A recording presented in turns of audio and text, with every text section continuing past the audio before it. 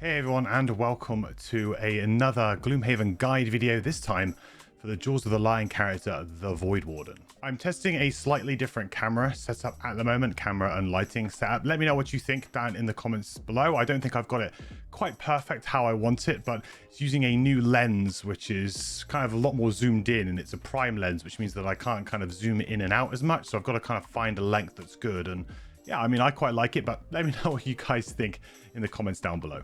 A big thank you to all of my supporters over on Patreon and over on Twitch. The Patreon members coming up on screen now, especially Mike, Kira for the legendary support. Thank you so much. I really appreciate it. Don't forget that you can come catch me over at twitch.tv/MantraQuest every Monday, Wednesday, and Sunday if you'd like to hang out. I'm usually talking Gloomhaven or playing Gloomhaven, so just come hang out, and any questions that you might have, I'm always happy to answer live. Okay, let's get into the Voidwarden.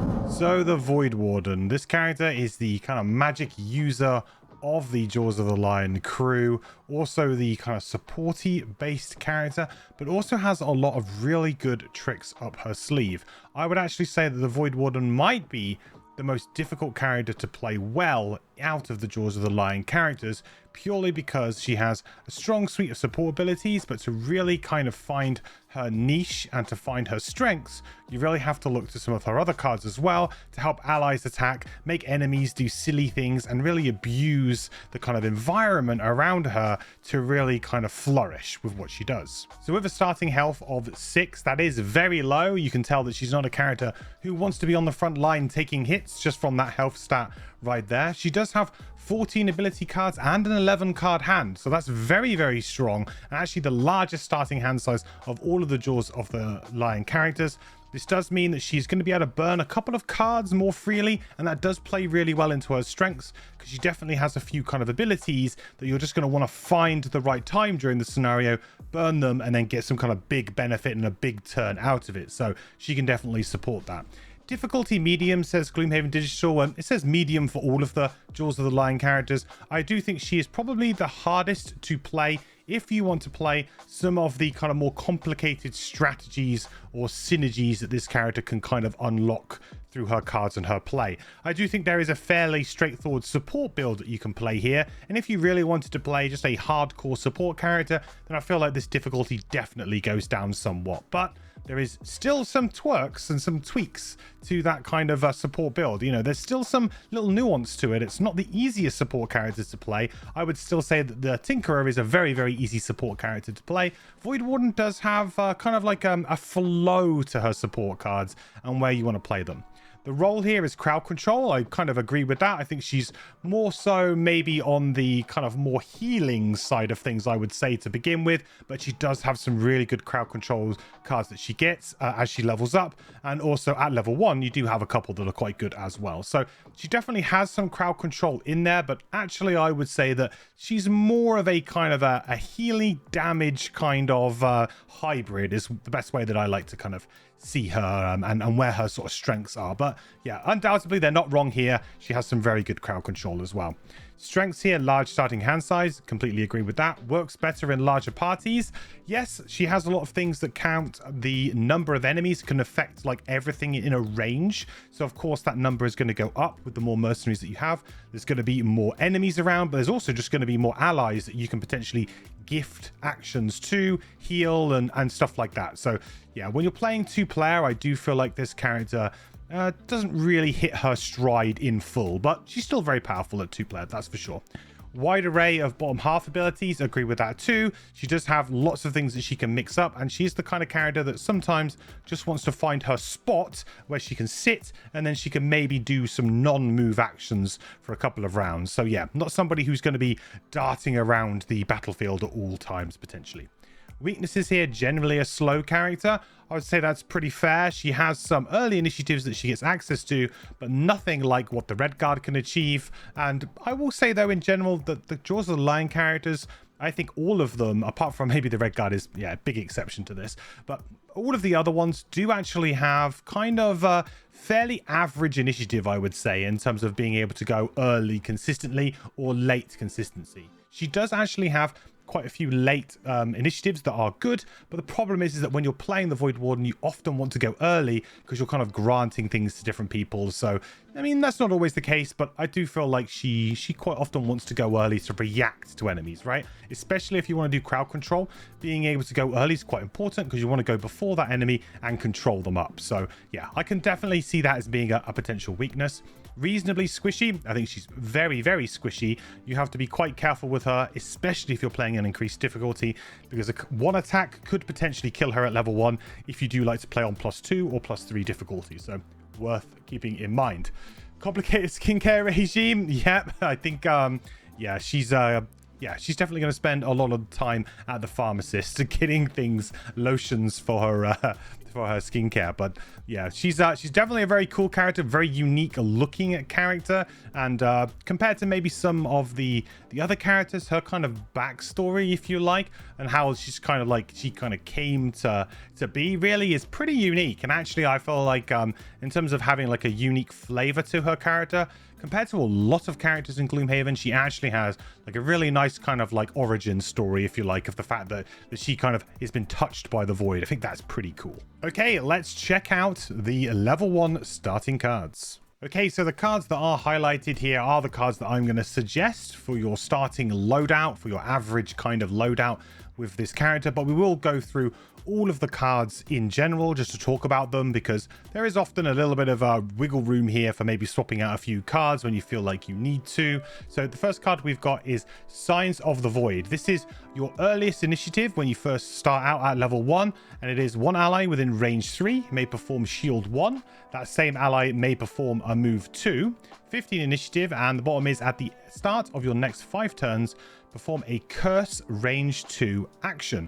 So the top of this card is really where the power level is at. I think the bottom of this card is fairly underwhelming, and I don't think I've ever really burnt the bottom of this card. In fact, yeah, I'm pretty confident that I've never burned the bottom of this card, but I have occasionally maybe used it as a 15 initiative move 2 action. But generally speaking, you probably want to use it for the top. This has some great synergy with the red guard in particular. Gets the red guards to be able to move into the position they want without having to play a move action themselves. Can also be really nice in certain situations in the kind of Jaws of the Lion campaign as well. In particular, I did just do the Spotlight mission actually on stream this week for the Voidwarden, and this card came in clutch a few times to be able to get people to move when it wasn't actually their turn, to try and avoid some sort of scenario effects. So that was really, really cool. So Signs of the Void is a very, very solid card. 15 initiative, you're going to take it all the time, but really this top action is all about just synergizing well with your tank characters and hopefully your red guard, because of course if the red guard's in the game and they are playing kind of a shield spikes type build, this is a way for you to get some extra damage with shield spikes. So that can be really, really good.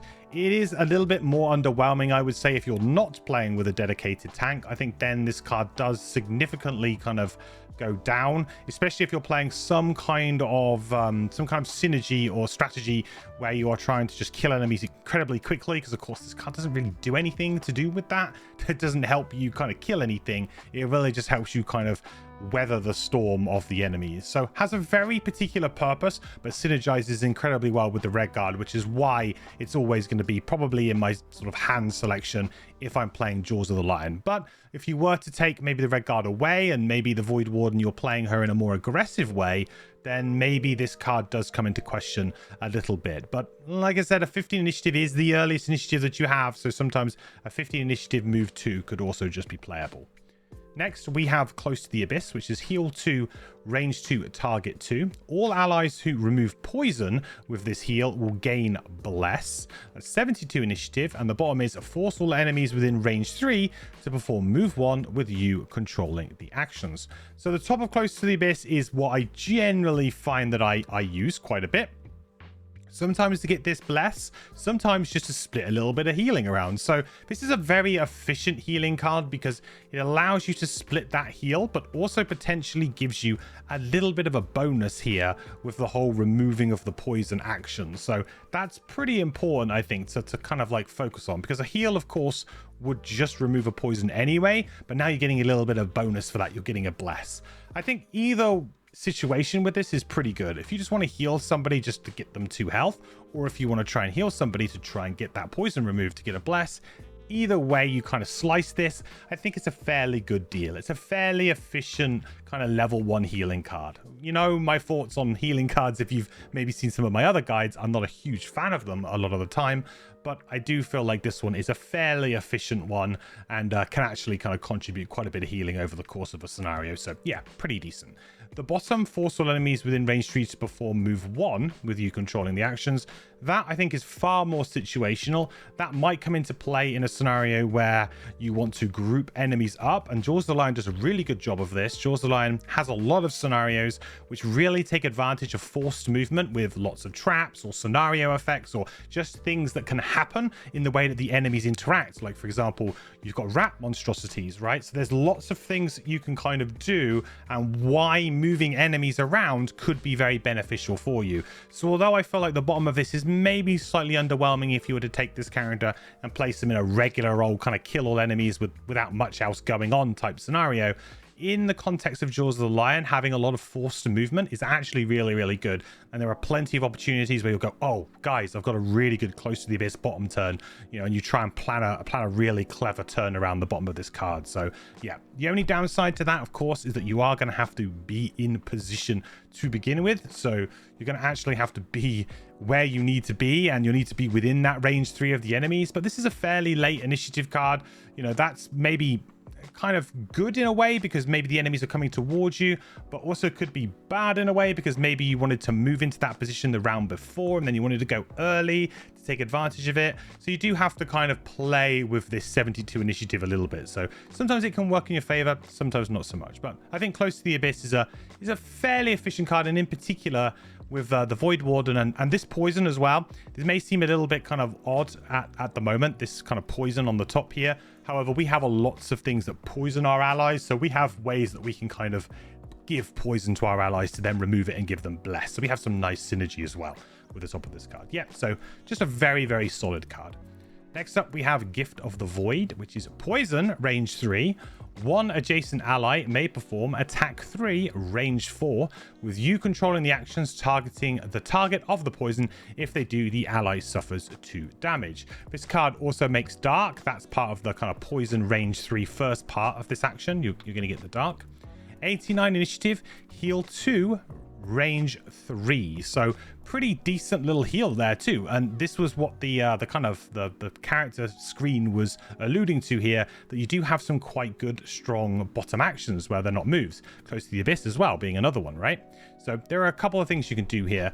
Gift of the Void, I think, is actually a pretty solid attack here. You can poison an enemy, then you're going to attack them for 3, and then of course with that poison that's going to be 4.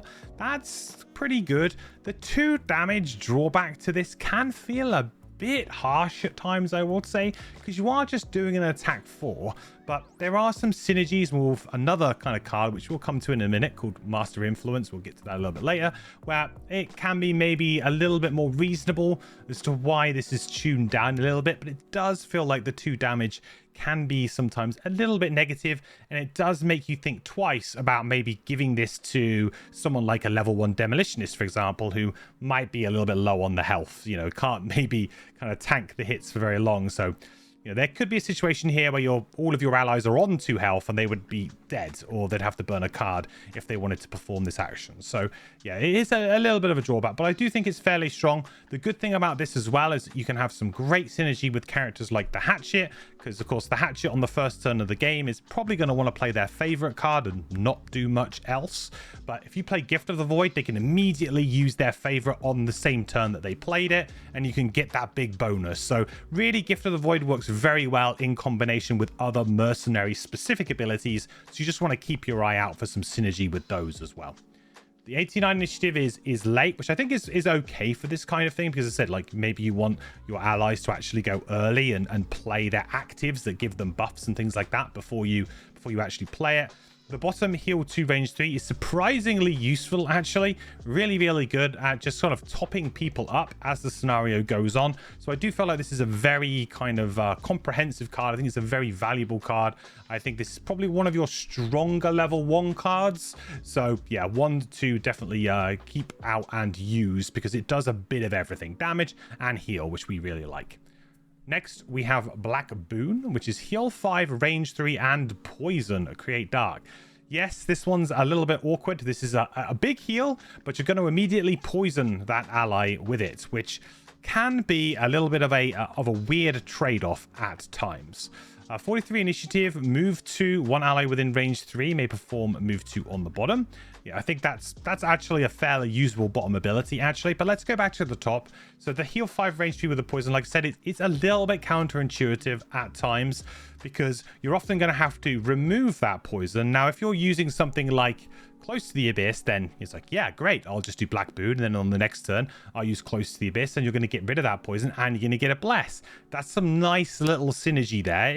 It's maybe a little bit marginal, I would say, like in terms of action economy. It feels like you're spending sort of 2 turns to do something that maybe should only really cost you 1 turn to do. But, you know, it's still fair, I think. It's still fair, and obviously gives you something to do between rooms or in down times when you're not actually facing down a bunch of enemies and maybe need to play a bit more active. But of course, if you heal somebody for 5, then you put the poison down, that's going to block, on average, something like a heal 2 or maybe even a heal 3 later. So the heal 5 on this it's kind of like you get a short kind of instant burst of heal, which can be quite nice. You know, if an enemy, if you're about to get attacked for something, you get this instant burst of heal, which is quite nice. Obviously, the poison does add extra damage to that attack you're about to take as well, so that's worth kind of considering. But it is like a short burst, and then you're going to get hit, and then it's like a momentary gain, and then realistically, it's then going to kind of start to lose value. I think this is an okay heal. It's kind of just fine. Like if you've got a character, for example, who's long resting, then you can just hit them with Black Boon. And because you've got 11 cards, you're going to be the last one to probably long rest, unless, of course, you know, other people use a lot of stamina potions, or, I mean, you should probably be using stamina potions too, but you'll definitely have the option to be able to hit a Black Boon, potentially when somebody is long resting. Then, of course, the heal from the long rest will remove the poison, which is kind of nice.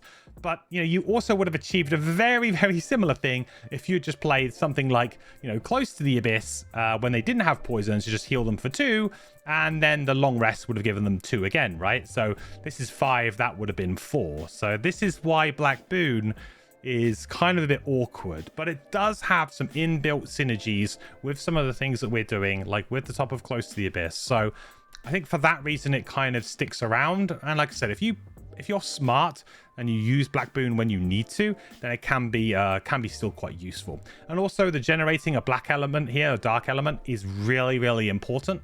I feel like there's a few abilities that do this. You are a character who uses sort of 2 different elements, really. You use dark and you use ice. And I generally tend to find that I use more kind of dark than I do ice, because ice is usually more of the kind of burn abilities that you come across, but dark is like some of the more reusable abilities use dark. So yeah, I feel like just having a source of that as well is nothing to be sort of sniffed at.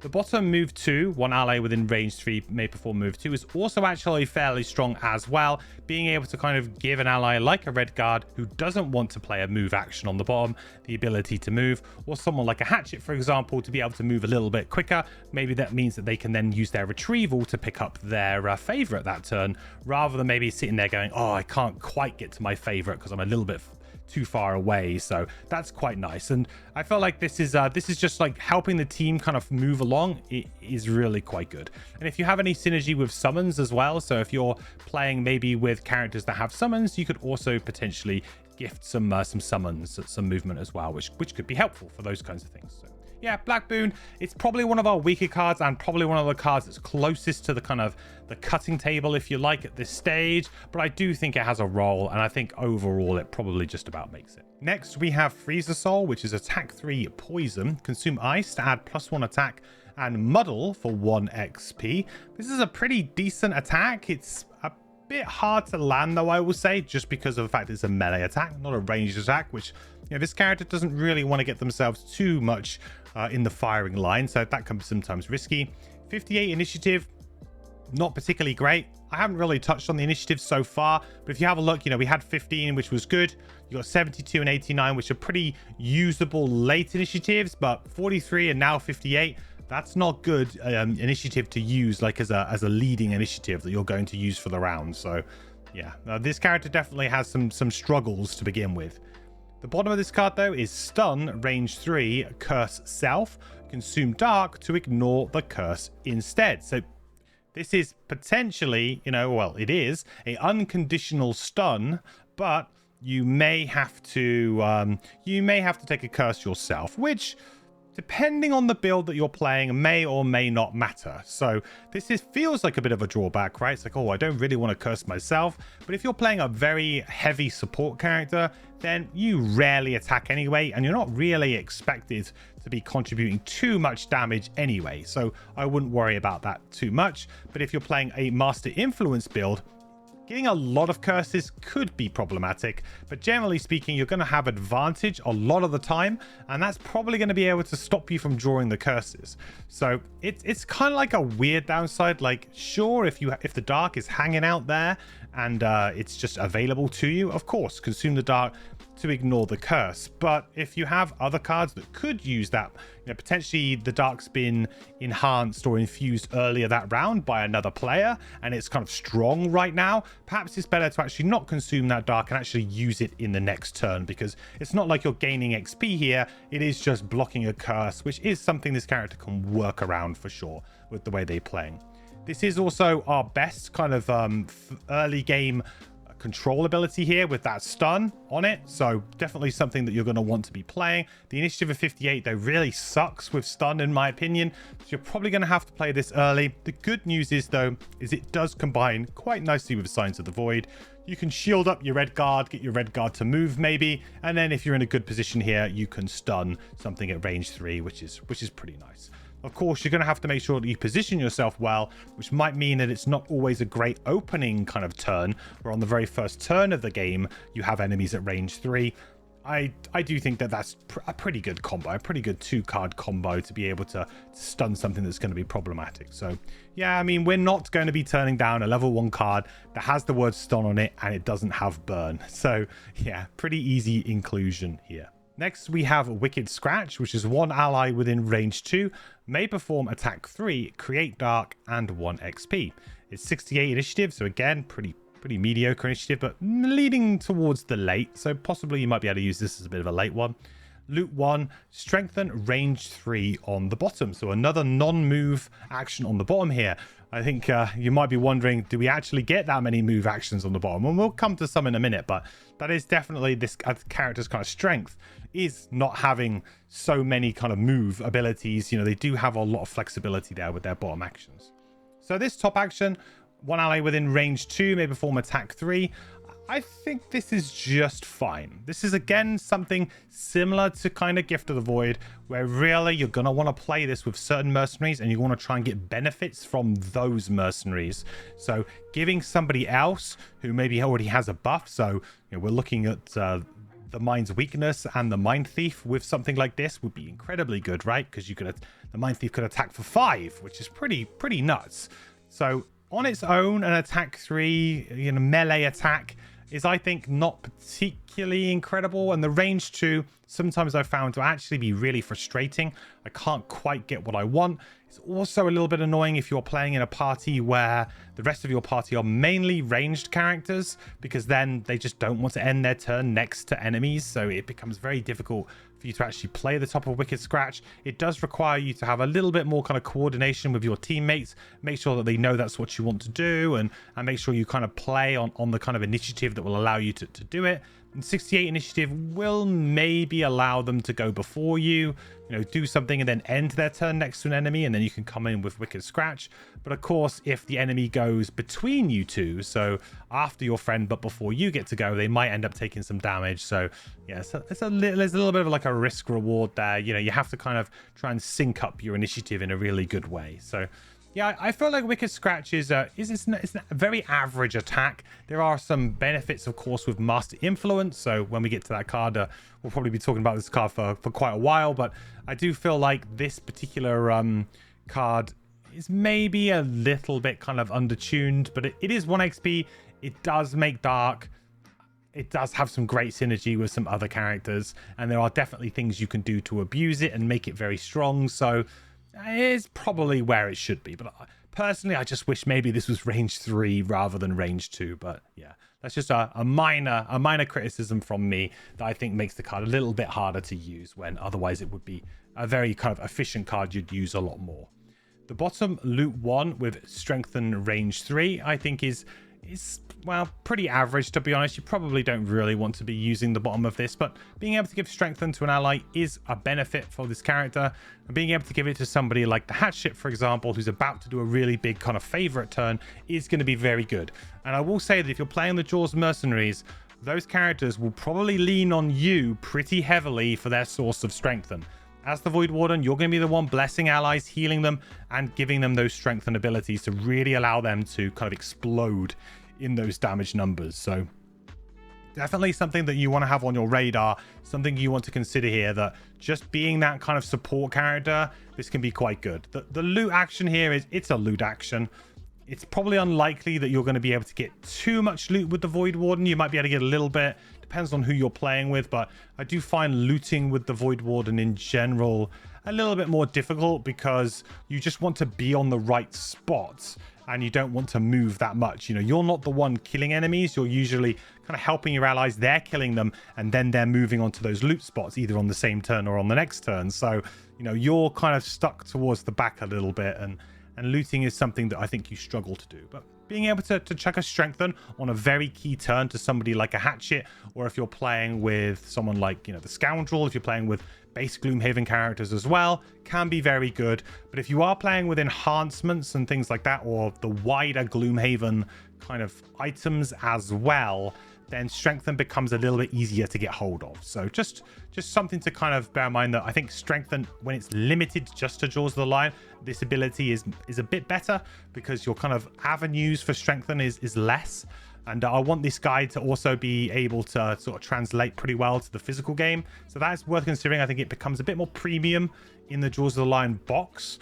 But when you're talking about wider Gloomhaven gameplay, you know, there's loads of ways to get strengthen, and enhancements come into the game. And as we know, lots of enhancements are very broken. So, and there are a couple on characters like the hatchet as well that will give them strengthen permanently, pretty much, if they, when they need it at least. So yeah, then the kind of usability of this card goes down. But yeah, Wicked Scratch is a card that I've been having relatively good success with, but I do think it's probably a little bit on the weaker side, unless we're going super hard with the synergies with other mercenaries.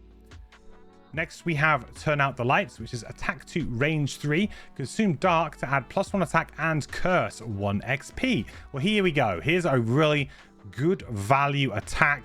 You know, attack 3, range 3 is pretty much the baseline, I would say, for kind of regular Gloomhaven characters. Anything below that is going to need some extra kind of flavor, some extra spice, if you like, to make it better. You know, that's what we want. We want spicy cards, and consuming dark here to add that +1 attack and curse definitely makes this a bit more spicy. So attack 3 with curse, very, very good at level 1. Should allow you to comfortably be able to find an enemy, get a curse in there. Make sure that you do this early so that the curse actually lands. You obviously don't want to be killing an enemy with this, because, well, if you do, you don't get the curse. But I suppose there are worse things in the world than killing an enemy. But yeah, something to consider there with that.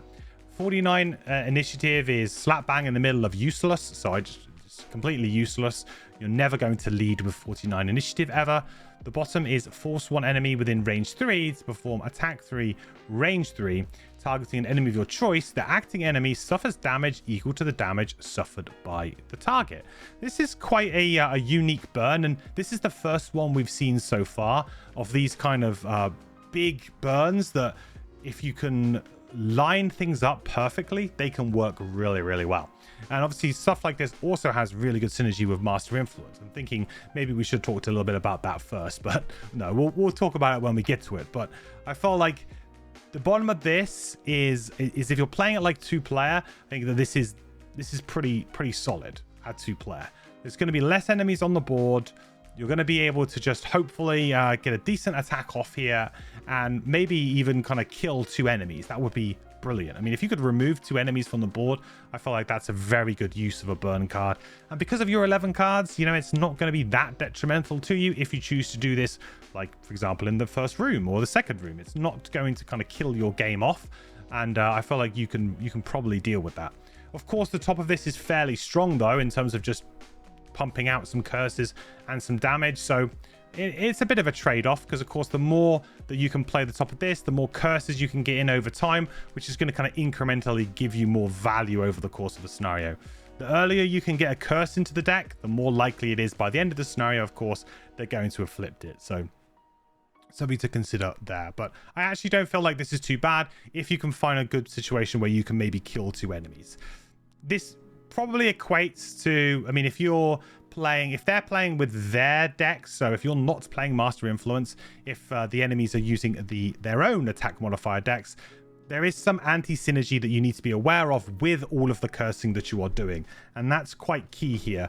This kind of effect seems really good if you've got Master Influence up. If you don't have Master Influence up, this kind of thing can often fall very, very flat because you're going to be cursing the enemy a bunch, or you're going to be, especially high levels, you'll be cursing enemies even more. So just kind of be careful of that and be wary of that. That, yes, there are some good opportunities for you to be able to do this, but make sure that you're not shooting yourself in the foot and kind of setting yourself up to fail by dumping a bunch of curses into the enemy deck, not playing Master Influence because you're just not really on that kind of build, and then playing a burn like this and expecting great results, because it's fairly unlikely. One good thing this does though is it actually uses the enemy's innate kind of passives that they have on their attacks. So if you're against zealots, they have innate wound on their attacks, so that wound would actually kind of translate onto the attacks. It would give wound.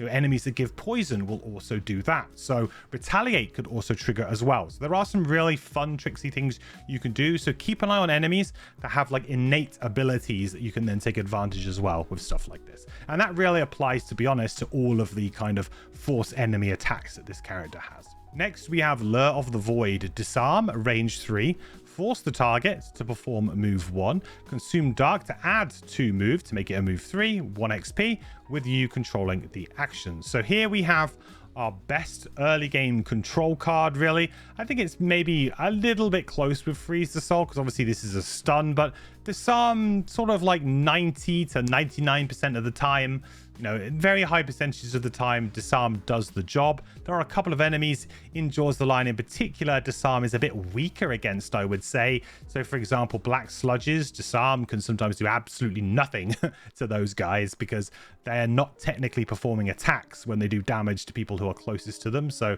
there are definitely some enemies that manage to avoid Disarm in very clever ways in Jaws of the Lion. So worth kind of considering that one. But yeah, in terms of just like good value here, you can disarm something, you could move them into a trap so that they take a bunch of damage, you could move them away so that they're just like not in the way for another character to be able to move through and attack something else at the back. You can position them into a AoE so that your allies can then use them. You know, I think there's just really, really powerful things you can do with forced movement, especially in Jaws of the Lion with the scenarios that they have. So yeah, this is a premium effect, a premium card. You're very, very happy to play it, and regardless of what kind of build that you're playing, you know, if you're playing more of a kind of aggressive Voidwarden with lots of attacks and maybe you're using Master Influence, I still feel like Lure of the Void is just great to just chuck in on the odd turn here or there, just to stop an enemy from acting that round. But the 67 initiative on this is, well, again, a huge downside here. Like, as we've seen, we've only really had what, 3 initiatives that we're really happy to maybe use, like 89, 72, and 15. Like, most of these other ones are like, no, they're pretty weak. You know, they're not initiatives that you're going to be looking to play. I mean, you could, in theory, do kind of a late initiative disarm, let the enemies come towards you, then disarm them late in the round, so that then they are kind of disarmed for the next round.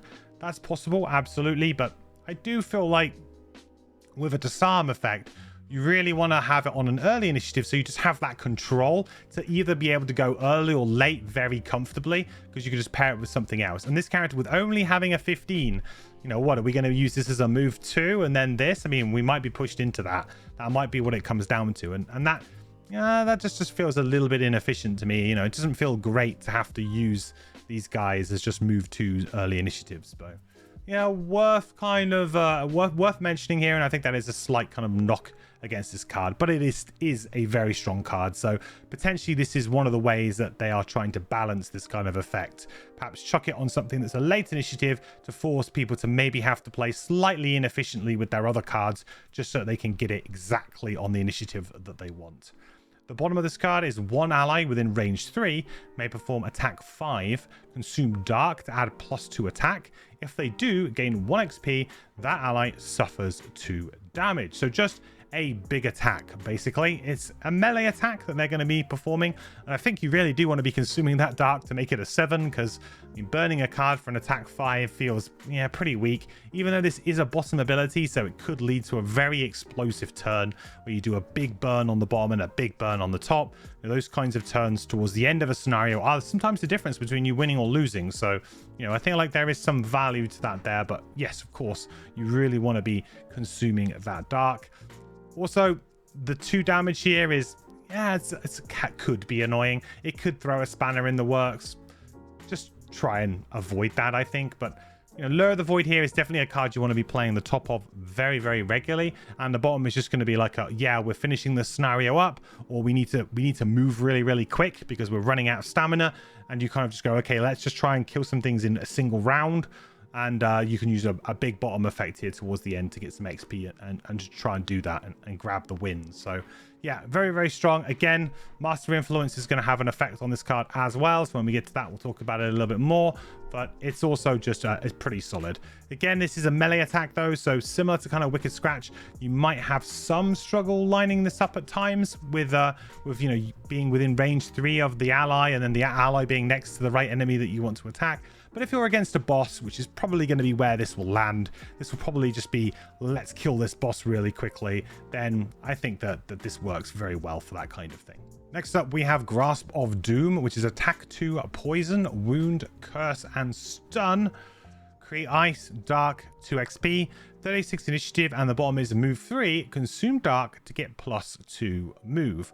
Now, this is a card that I haven't got in my starting selection, and to be honest, I do sometimes wonder why I don't. I think that this is a card that initially I actually played with. I did play with this card when I first started playing the Voidwarden, mainly because I really, really valued this bottom action here. The move 3 with an additional +2, I just felt like I needed that. And also 36 initiative for this character is pretty early, to be honest. So it felt like maybe this is a card that I should just be using just for those reasons purely. But I actually found a better move card, which we'll go into a little bit later, with Resigned Frenzy, and I think we pretty much get away with just using Resigned Frenzy bottom. The top action here is sort of okay, really. I think getting, you know, 4 effects here, poison, wound, curse, and stun, is pretty good, although the attack is quite weak. The ice and the dark generate though does also kind of just give you a big turn next turn as well. You know, you should be able to consume those elements, or at least one of those elements, to be able to have a really strong turn after that. So it's a good setup, and by stunning the enemy, you know, they're not going to be able to do anything for that round, so you're kind of in a good place to be like, great, I've done that. They're poisoned as well, so they're going to be susceptible to damage on the next turn. You know, another attack that gets followed up, and then you can have a really big turn next turn maybe and take advantage of them. So I think it looks on paper to be not very good, but actually I think it's pretty serviceable, and it can just stop an enemy from acting when you want. And there are cards that I've liked for this before. Empathetic Assault, for example, is a card that I actually quite like the top of that because it's just a big disarm. One knock against this card though is it is melee. I really wish this was ranged. Now the melee does make it a lot harder to land than it first appears, so bear that in mind, because it's kind of counterintuitive to how you want to be playing. You want to be behind your allies, helping them out, gifting them attacks and things like that. And then Grasp of Doom is like, no, you now need to be at the front and you need to hit something. So I also feel like that makes it a little bit awkward, which is why it has ultimately kind of ended up not making the cut for me here. But if it was going to make the cut, I think the 36 initiative and the move 3, potentially a move 5, is actually very strong. So possibly it could make the cut instead of something like Black Boon instead. I think that would be pretty reasonable. Okay, so on to one of the hallmark cards of this character. One of the kind of hallmarks of the builds that this character can do. There are two kind of builds I would suggest that you can go with here. And you can kind of do a bit of both. And this guide will be mainly kind of doing a little bit of both, but will be mainly focused more on a support build, because that is the one that I've played the most using Jaws of the Lion characters, because the other three characters are very kind of heavy damage based. So I use the Voidwarden to her strengths as a support character. But Master Influence here is definitely the hallmark and one of the cornerstones and a build around me type card for a certain way of playing this character. And this is where all of those tricks can really come out, and where potentially the difficulty level of this character kind of ramps up from being what is a fairly straightforward running around crowd controlling healing type character to somebody who has actually got quite a lot going on and really needs to kind of think about things sort of a few turns in advance. So the top of Master Influence, the first attack performed in each of your attack granting actions gains advantage, and the target may consume any element to add +1 attack to it. In addition, when you grant monsters attacks, they use your attack modifier deck. It's 2 XP. This is a permanent, persistent effect, so it goes into your active area and you have it for the rest of the scenario. So obviously a very, very powerful buff here if you can use this very regularly. Suddenly turns something like Wicked Scratch into an attack 4 with advantage, which, you know, that will hopefully on average draw you a +1 at like level 1. So you're going to be suddenly attacking for 5. Very, very strong there. Being able to give the monsters the ability to use your attack modifier deck rather than using their own means you get to circumvent all of that cursing that you may have been doing. Don't worry about that. They can draw the curses on their turns, but when you grant them actions, they're not drawing those curses. And it also activates all of your perks. You know, suddenly perks become really exciting for you because you're going to be able to tailor your deck and start adding damage through that way too. So that's a really, really important thing to clarify. It is you know, it is a burn, so it is something that you're going to need to invest in here. But as an 11 card character, every single one of the characters really, actually maybe the Demolitionist is sort of like the exception to the rule, or at least until she gets a little bit higher level. But I would say that every character has a card that it's like, we are going to burn it on the first turn or within the first few turns. You've got Shield Spikes on the red guard, you've got the Favorite on the Hatchet, and you've potentially got Master Influence here on the Voidwarden. So I wouldn't worry about that too much. You've definitely got the hands to be able to support it. It's just, of course, whether or not you actually get the value out of this as you continue to play on. The 83 initiative is, you know, fine. Again, it's a burn, so, you know, to do at the top, it really doesn't matter what the initiative is for the top because it's just a persistent ability. You're just going to slot it in when you can. The bottom is Bless, range 2, Poison, range 2, create ice. So it's actually a pretty useful bottom ability there. Being able to bless an ally and then maybe poison up an enemy so they can then, you know, start attacking and maybe draw that times to you, just giving them and do a heap of damage. So that's actually quite a nice way of amplifying damage and just giving some incremental value there on a turn where maybe you wouldn't be doing anything anyway. And also it generates ice. It's a reliable ice generator. So that's also pretty damn good. So Master Influence as a package, I think is very good. Most people are going to focus all in on the top here. Now, I don't play the top of Master Influence a lot. I do play the card because I think that the bottom action is actually pretty usable and serviceable. And then occasionally I will try and line up a nice Master Influence card sort of turn where maybe I play it, and then the next turn I hit something really, really big, like you try and go for something like a bottom of turn out the lights or Resigned Frenzy when we get to that. So there's sometimes like some good value to just have it in your hand to then go for like one kind of fairly big turn and getting the benefit from it. But there's also, you know, the whole kind of idea of really building around this and focusing on all of your granted actions, right? Remember that the granted actions that you grant allies also count here. Remember that granted attacks that you give enemies also attack here. So if you were to grant an enemy, it would also gain advantage and +1. So anything that allows an enemy to attack each other will also do that. So has very good synergy with the bottom of this, because of course that attack 3 is then going to turn into an attack 4 with advantage if you can consume an element. and they're using your deck rather than their own, which hopefully will be better than the monster deck. So yeah, some really good opportunities there. Certainly a card that really shapes this character, this top ability, and should really be in your mind throughout every level up decision that you're going to come to, and every card decision on what you want to bring in. If you are playing Master Influence top, then you should be always having that, you know, in the forefront of your mind, and why you are taking this card and how it's going to work with this. If you're not playing that, like me, and you play more of a support kind of build, you don't have to worry about it so much. We can just take kind of raw power level cards, things that are going to be useful. But it doesn't mean that we're not necessarily going to play the top of it. But I do feel like after a few levels, this card does sort of lose its power if you are not sort of really hammering the top. You know, if you're just using the bottom, I do think that the kind of value does start to fall off a cliff, really, after a couple of levels. So a card that will be cut pretty quick if you're not playing the Master Influence build. Next up, we have Suggestion, which is force one enemy within range 4 to perform a move 3, attack 3, 2 XP, targeting an enemy of your choice adjacent to them with you controlling the actions. And then we can consume ice to add stun on the acting enemy. So we can force an enemy to move 3, attack something for 3, and then stun themselves, essentially, which is, yeah, not too bad. Like I've said before, if you've got Master Influence up, then potentially this could be an attack 4 with advantage. Could kill something, and then it stuns itself, so then it can't kind of do any more damage, right? That's actually pretty decent. So as a one-time effect, I don't mind this. It's maybe slightly on the weaker side if you were looking at a character that had kind of less cards in their hand. I think that you would definitely be saying it's on the weaker side, but it's serviceable, and it's 2 XP. It's a way for this character to level up a little bit quicker. I don't mind having like this kind of effect just in my back pocket if it's going to work well for us.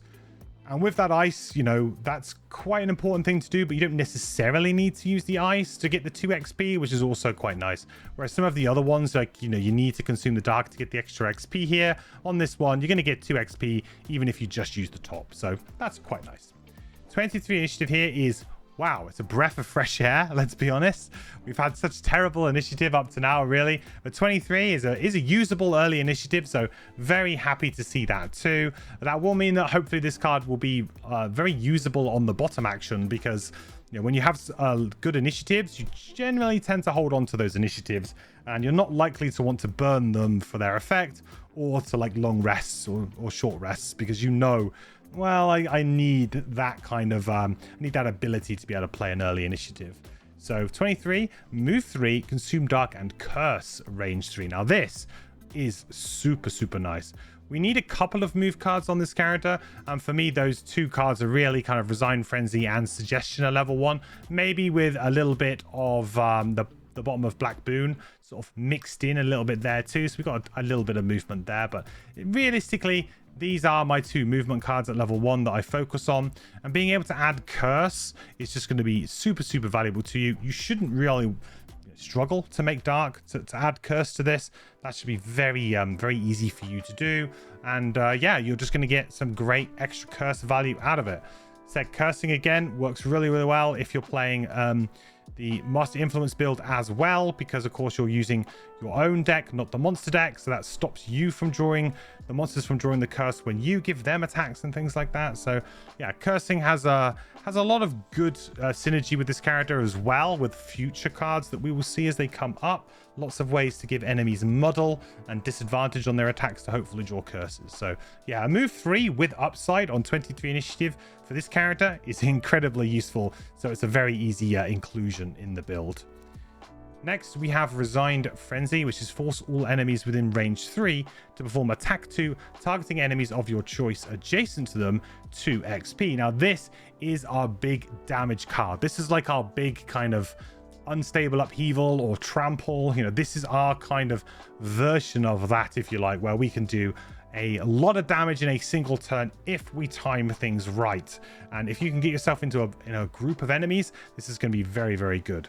Of course, if you're playing at 2-player, the effectiveness of this does go down quite a bit because there's going to be less enemies on the board. So yeah, it's still going to do something, but you're not going to have those kind of crazy impressive turns that really kind of feel super, super powerful. Also, bear in mind if you're using Master Influence here, only the first attack is actually going to gain advantage and potentially that +1, but everything else will still use your deck, so that's kind of important to know. So make sure that you do that. Make sure that you have a you could even bless yourself a few times, right, to try and take advantage of something like this. But yeah, say Resign Frenzy and Master Influence also has some nice synergy, but maybe not so much because you only get one attack with the advantage and the +1, and this would only be like one of those people doing it, so it does tailor off.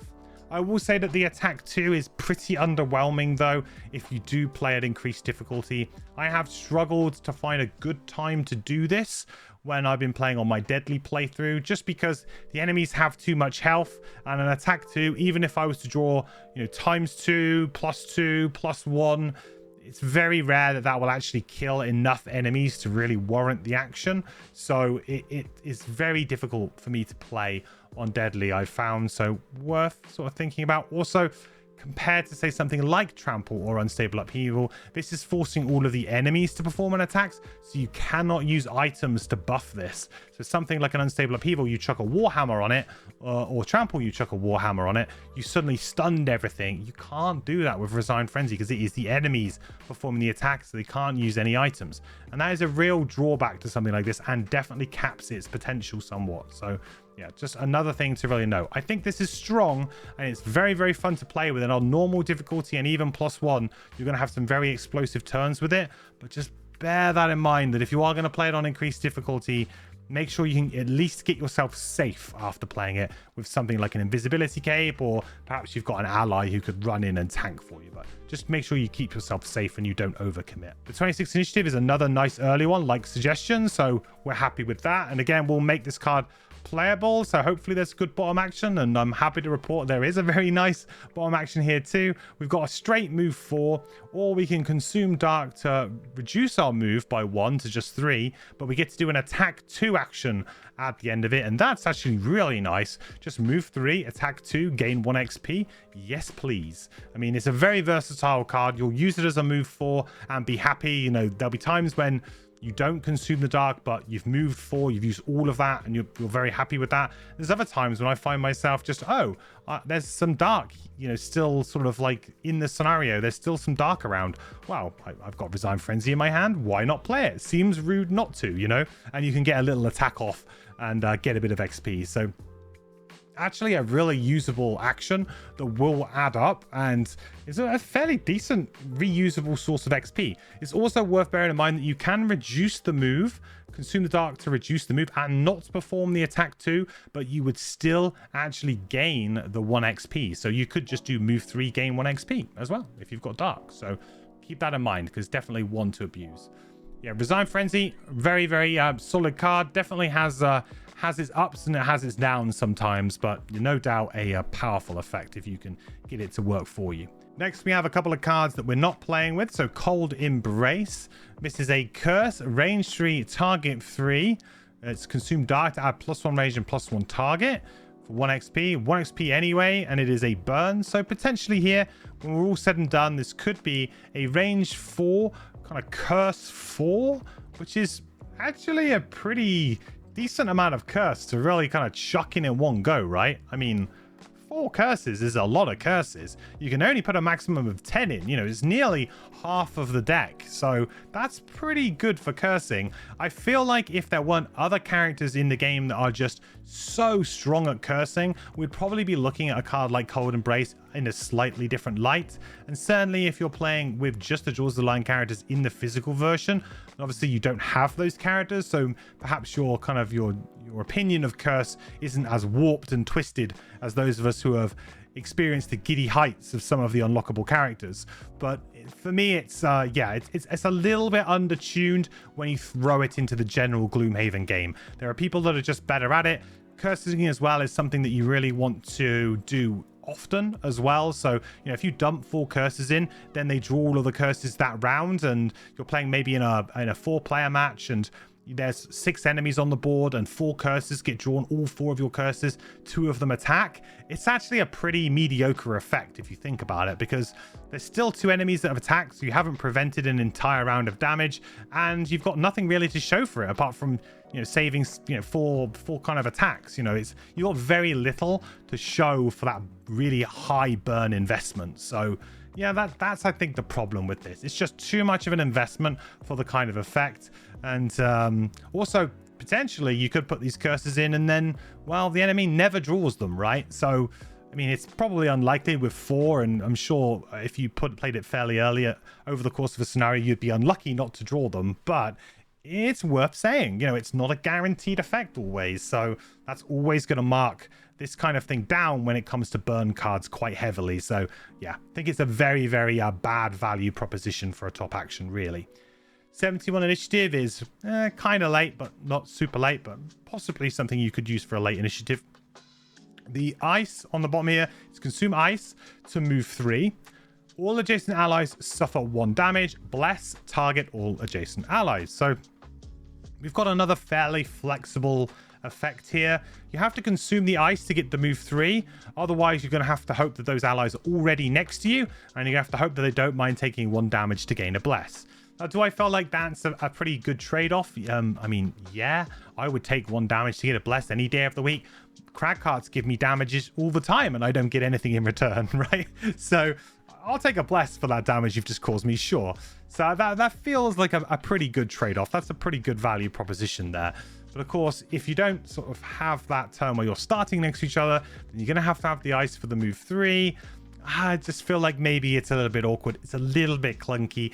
If you are playing some kind of strategy where you really just want to go all in on blesses and strengthen, like on one particular character, like perhaps you're playing 2-player and you're like, I just want to give you all of the blesses in the world and you're just going to kill things super, super quickly. Like if you have a really tight pairing, or even if you're playing 3 on 4, you can still, you know, create really tight groups.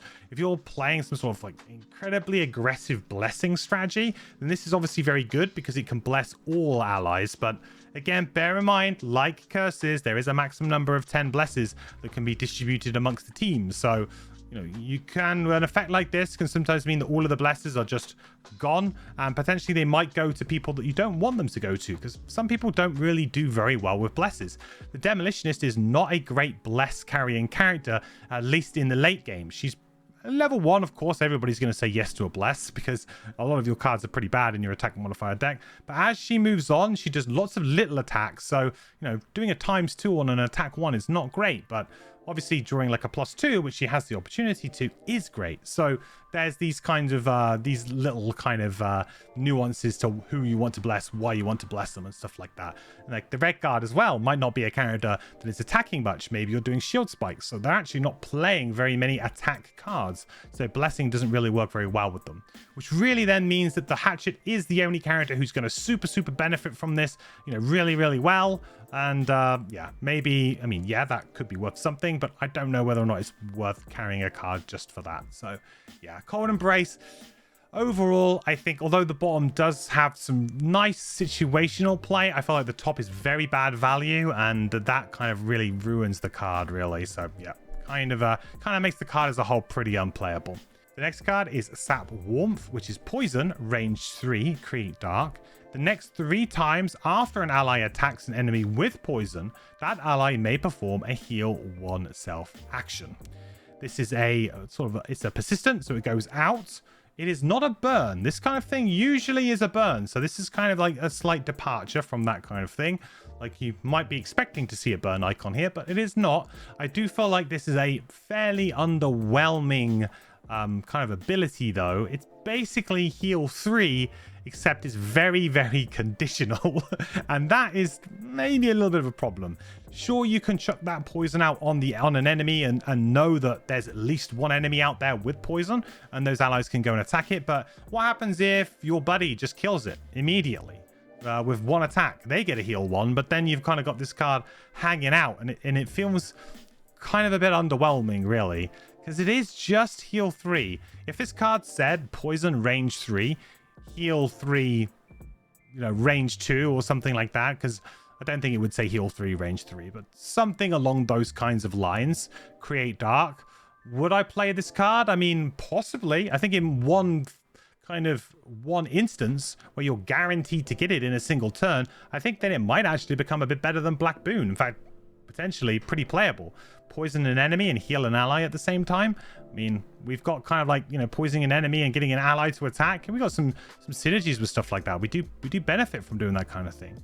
So that might be a way to make this card a bit more playable, but I think just the little heal ones and the fact that you have to actually attack for it, it's just really quite a downside, and I don't think it's particularly kind of playable. It just seems too slow to me. It's just a little bit too slow, and it just doesn't quite add up. And sure, you can play this multiple times, but really, are you going to want to? And I think you just have better cards you can play. So yeah, Satyr Warmth top, just in general, just a bit mediocre, really. 59 initiative, slap bang in the middle again. So like a card like this can sometimes be saved if it has a really usable initiative, but unfortunately this is definitely not usable. The bottom is move 2, heal 3, target yourself and all allies within range 2, create ice, 1 XP and a burn. So heal 3, all allies within range 3. This is, in terms of like a burn heal action, this is actually not terrible. And compared to some of the burn heal actions we've seen before, you know, like if you look at, you know, the Tinkerer, I don't want to rip on the Tinkerer, but if you look at the Tinkerer, there's some really bad value heals that character has, because they're big heals, they're burns, but really, you know, these get blocked by poison. They are, you know, a big card investment for just, you know, recovering a little bit of damage rather than progressing the scenario by doing damage. You know, doing damage is always going to be better than healing, because it's always going to be progressing the scenario rather than sort of reacting to the scenario, which is never really where you want to be. You don't want to try and outlast the enemy, because that's not possible. Enemies can outlast you, you can't outlast them. You're going to have to do damage. However, something like this where you could maybe get a similar kind of number as that, right? So let's think that, let's say we could hopefully heal sort of 2 other allies and ourselves, and all of us can benefit from the heal 3. Like all of us can actually take those 3 points of healing. Well, that's 9 bits of health. That's not too shabby. You know, 9 amount of health back is pretty decent, and it's got a move 2 stuck onto the top of it, so at least you can kind of get yourself into a position. Hopefully, you know, if you have a pair of boots and you can add to this, you could potentially make this maybe like a move 3 or a move 4 with weathered boots, or with boots of striding. You know, you've got some ways to maybe make it a little bit longer to get into a perfect position. Actually could end up being quite a large heal. I think it goes without saying that a 2-player, very bad value, unless you're playing some sort of summoning strategy where this could heal also summons. But in a 4-player group, it's actually, you know, in terms of burn heals, it's an attempt. It's an attempt at making that kind of thing playable, or at least more interesting. So I actually don't hate it. I think it's kind of okay. The problem is that the top of Satyr Warmth is really not very good, and having this card kind of stuck around in your hand, I don't know, you know, it just feels like a lot to have this all kind of stuck into your hand for this whole time, to then maybe pull off this heal. I don't know. It feels like a bad proposition. If this initiative was a bit better, maybe we could justify it at some point, but unfortunately not. So there we go. Okay, so I will put all of my level 1 card choices up on the screen now in the board game format for you physical gamers who would like to pause the video here. Also, just talking roughly about how we're going to be building this character out from this point onwards. We are going to be focusing on more of a support build, but as always, I'm going to try and cover every element of this character as we go through, to also talk a little bit about the Master Influence build as we go along. But the actual physical card choices that I'm going to make are going to be more focused playing this kind of character as a more of a well-rounded, supporty type character with a couple of really good value attacks chucked in for good measure. All right, so here we are at level 2, our first level up. We've got Give and Take, and we've got Crushing Cold to choose from. So Give and Take: poison, target self or 1 ally within range 2. Bless and Strengthen, target a different ally within range 3. And Create Dark. Now this top ability is just a awesome ability to give to the hatchet, or basically anybody who's got a really big kind of single damage turn coming up. Poison targeting self as well is really quite a common thing to do. I quite often just poison myself here and then just bless and strengthen the hatchet, or potentially the demolitionist if the hatchet isn't in range. I feel like the hatchet is always the one that I try and do this on, but you know, maybe sometimes you do find yourself doing it to the demolitionist if they're in ranged, or perhaps even the red guard if the red guard's planning on doing a more of a damagey type build, not just on shield spikes. But this is just a super good ability. Also, you can repeatedly do this on yourself if you already have poison. You know, if you already have poison on top of you, that doesn't prevent you from choosing yourself to do this poison top again. So if somebody's already got poison, you just choose them. As long as they're not the person that you want to actually give the bless and strengthen to, there's no problem here. So creating dark as well, very, very simple, easy way to create dark on command. 21 initiative as well, super good initiative for this character. It's actually early for this character, so you want to grab onto those with two hands for sure. Well, at least I like to. So I feel like, yeah, give and take top, really, really good support ability. You know, blessing somebody, giving them a ×2, strengthening them so hopefully they can draw that ×2 right away. Yeah, I mean, that's super good, right? Very easy way to power up and have a very big turn on another character. The bottom is move 4 jump, curse, target all enemies move through, create fire and ice, 1 XP. Fire isn't an element that we care about, but can be a nice element for both the red guard and for the demolitionist, so keep those in mind for them. But I feel that this is a okay kind of effect. Something that you might burn right at the very end of a scenario to try and get over some difficult terrain, you know, a trap, or maybe get to a treasure chest that's a little bit out of reach and you want to be the one to go and get that treasure chest. That's the kind of thing that I think that this bottom ability is for.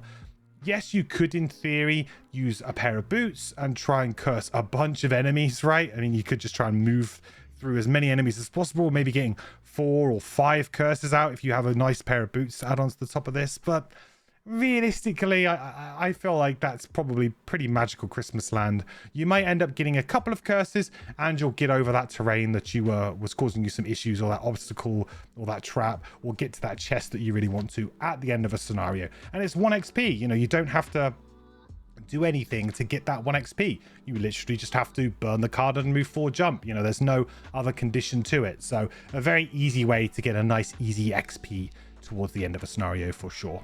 The next card we have is Crushing Cold, which is 1 ally within range 3. It may perform attack 4, target 2. We can consume ice to add muddle to the attacks, get 1 XP, and it's 1 XP as well. So maximum 2 XP with muddle, attack 4, target 2.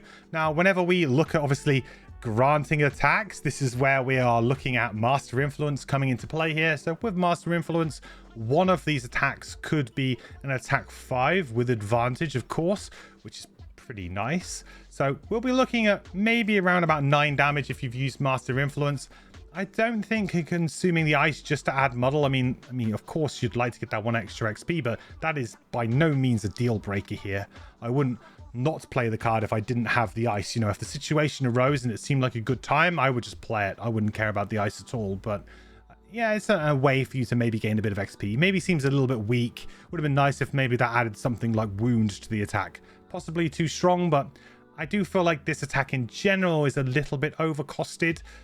Yes, there are some ways that you can get some really good damage out of it, like giving it, to example, someone like, you know, the red guard, and they've already been strengthened a lot, or they've been blessed a lot. You know, you've strengthened them through other ways, you've blessed them through other ways. You know, you have a couple of bottom blesses, right? So sorry, a bottom strengthens, so you could use wicked scratch bottom, for example, to then strengthen them up so then they can have it for this. You know, there are ways for you to kind of get a little bit more value and push those attack numbers up, but it is a melee attack as well, which does, I think, kind of bring this down a notch, really, because suddenly you know, you have to be in a certain position where you've got 2 enemies next to you. That doesn't always happen, and it means also you can't use something like the favorite with the hatchet. So the hatchet kind of goes out of the window as a suitable person to really use for this. I mean, yeah, sure, I guess they could use it if they were up next to some enemies, but it becomes less likely that that would be the case. So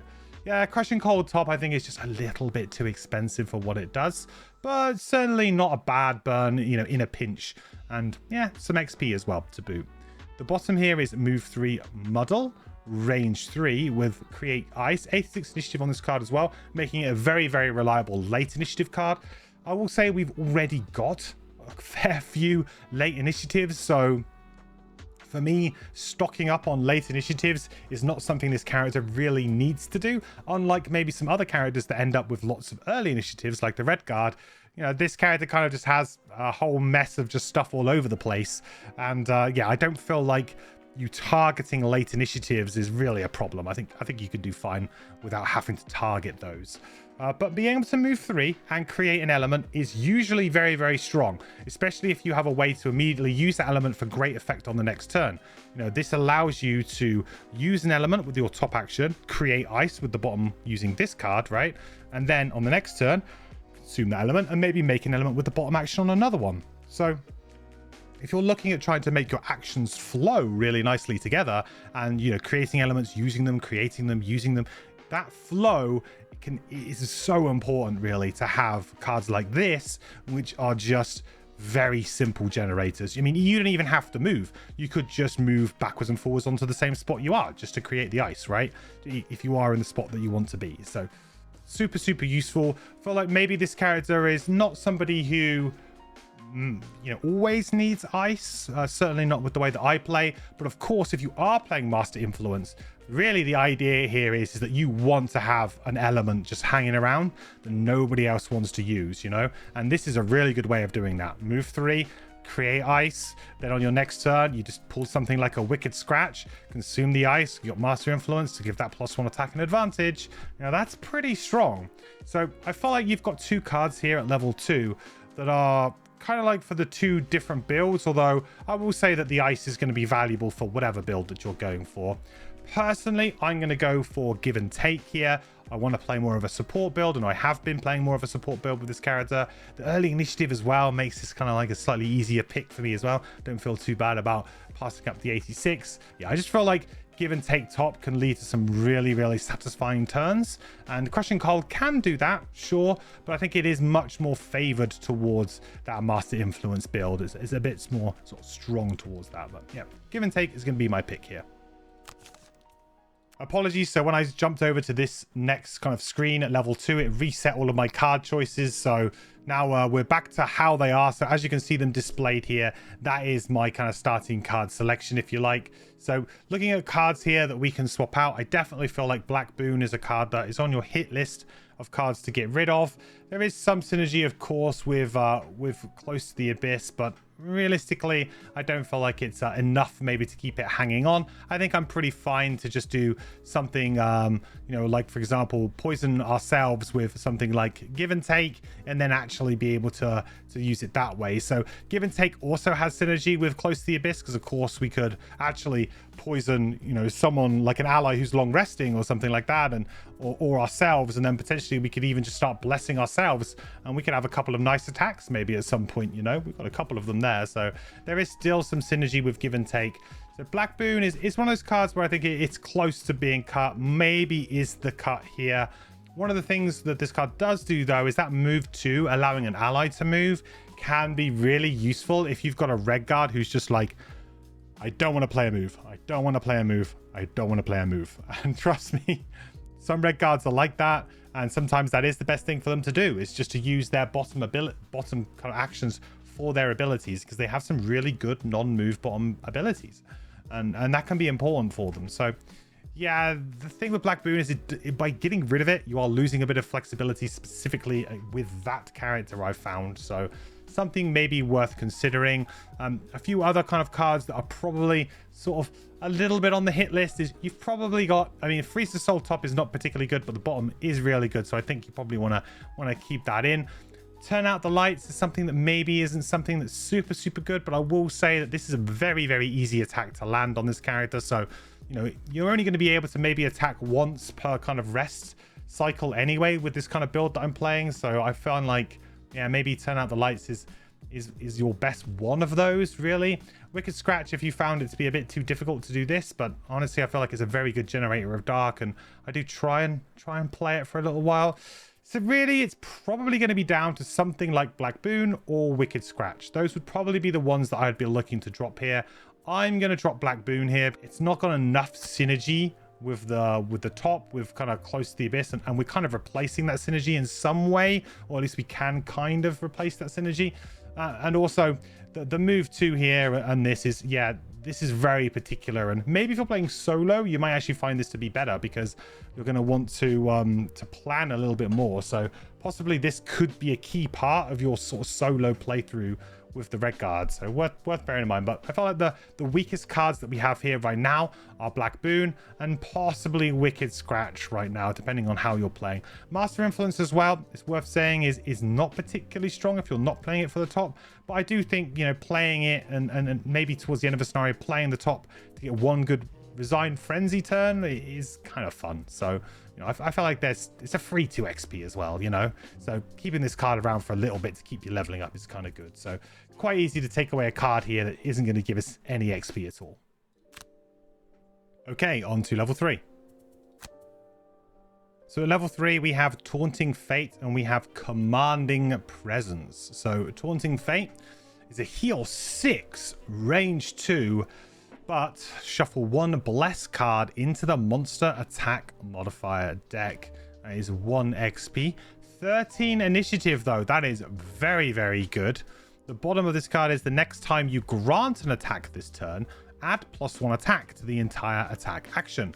We can consume ice to add +2 attack instead, but all attacks targeting you add +2 attack this round. This card cannot be discarded before the end of the round. So not a card you want to be playing when you're in the firing line, because of course you're going to be taking an extra +2 attack damage, and that is regardless, by the way, if you consume the ice or not. That's always going to happen. You're just going to get that +2 buff against you. So not a card you want to play in a tough spot. But let's talk about the top of Taunting Fate. So heal 6 non-burn. Now this is, yeah, I mean, the Tinkerer is very sad right now. Obviously there is a downside here, and there are actually 2 downsides. The range 2 I think is maybe sometimes a little bit restrictive, and that you will struggle a little bit with that. So that is a kind of like a minor restriction. But I guess the biggest drawback here, of course, is this Bless into the monster attack modifier deck, which could come back to bite you very, very hard at some point. Now, I would be really, really worried about that if you couldn't mitigate that Bless in incredibly simple ways with 1 item in the game, which is Iron Helm. So Iron Helm is 10 gold, head item. It's whenever an enemy would draw a ×2 against you, consider it to just be a +0 instead. And realistically, you're going to be healing your tank. Your tank is going to be the one taking the damage. Your tank is going to be the one wearing your Iron Helm. So Taunting Fate looks quite bad, and I think that might put a few people off. And certainly if you're playing in a team that is not playing with Iron Helm, not playing with a dedicated tank, then possibly it might be a bit scarier. I think it would be quite a bit scarier. But it is very easy to mitigate this. Also, you have plenty of ways, especially as you level up, to give enemy disadvantage on attacks, muddle them. So there's also plenty of ways here to try and prevent that ×2 as well from really being a problem. A very easy card, in my opinion, to mitigate the downside for a huge upside of a massive, massive heal. So yeah, I mean, what's not to like here? 13 initiative as well. This is our earliest initiative. The bottom of this card as well is actually really good with the Master Influence build too, right? Giving +1 attack, potentially +2 attack to all of the attack action on a granted attack. This could be really, really strong. Something like a Resigned Frenzy, bottom Taunting Fate with Resigned Frenzy. I mean, suddenly things are looking really, really good. That's an attack 4 off of everything. So I think the bottom also has some really, really good use. Personally, I haven't found myself using it too much, just because the nature of the way I play this character is a very heavy support character. I usually just run around and heal people, so I don't really have time to kind of do this big kind of attack action on the bottom. But if you could find the perfect way to go late, jump into the middle of an enemy, and then go early with Taunting Fate and Resigned Frenzy and get this huge attack off, you're going to feel really, really clever. And to be honest, just using the buff on something simple like Wicked Scratch, or using it on something like Gift of the Void, just something like that is still pretty decent.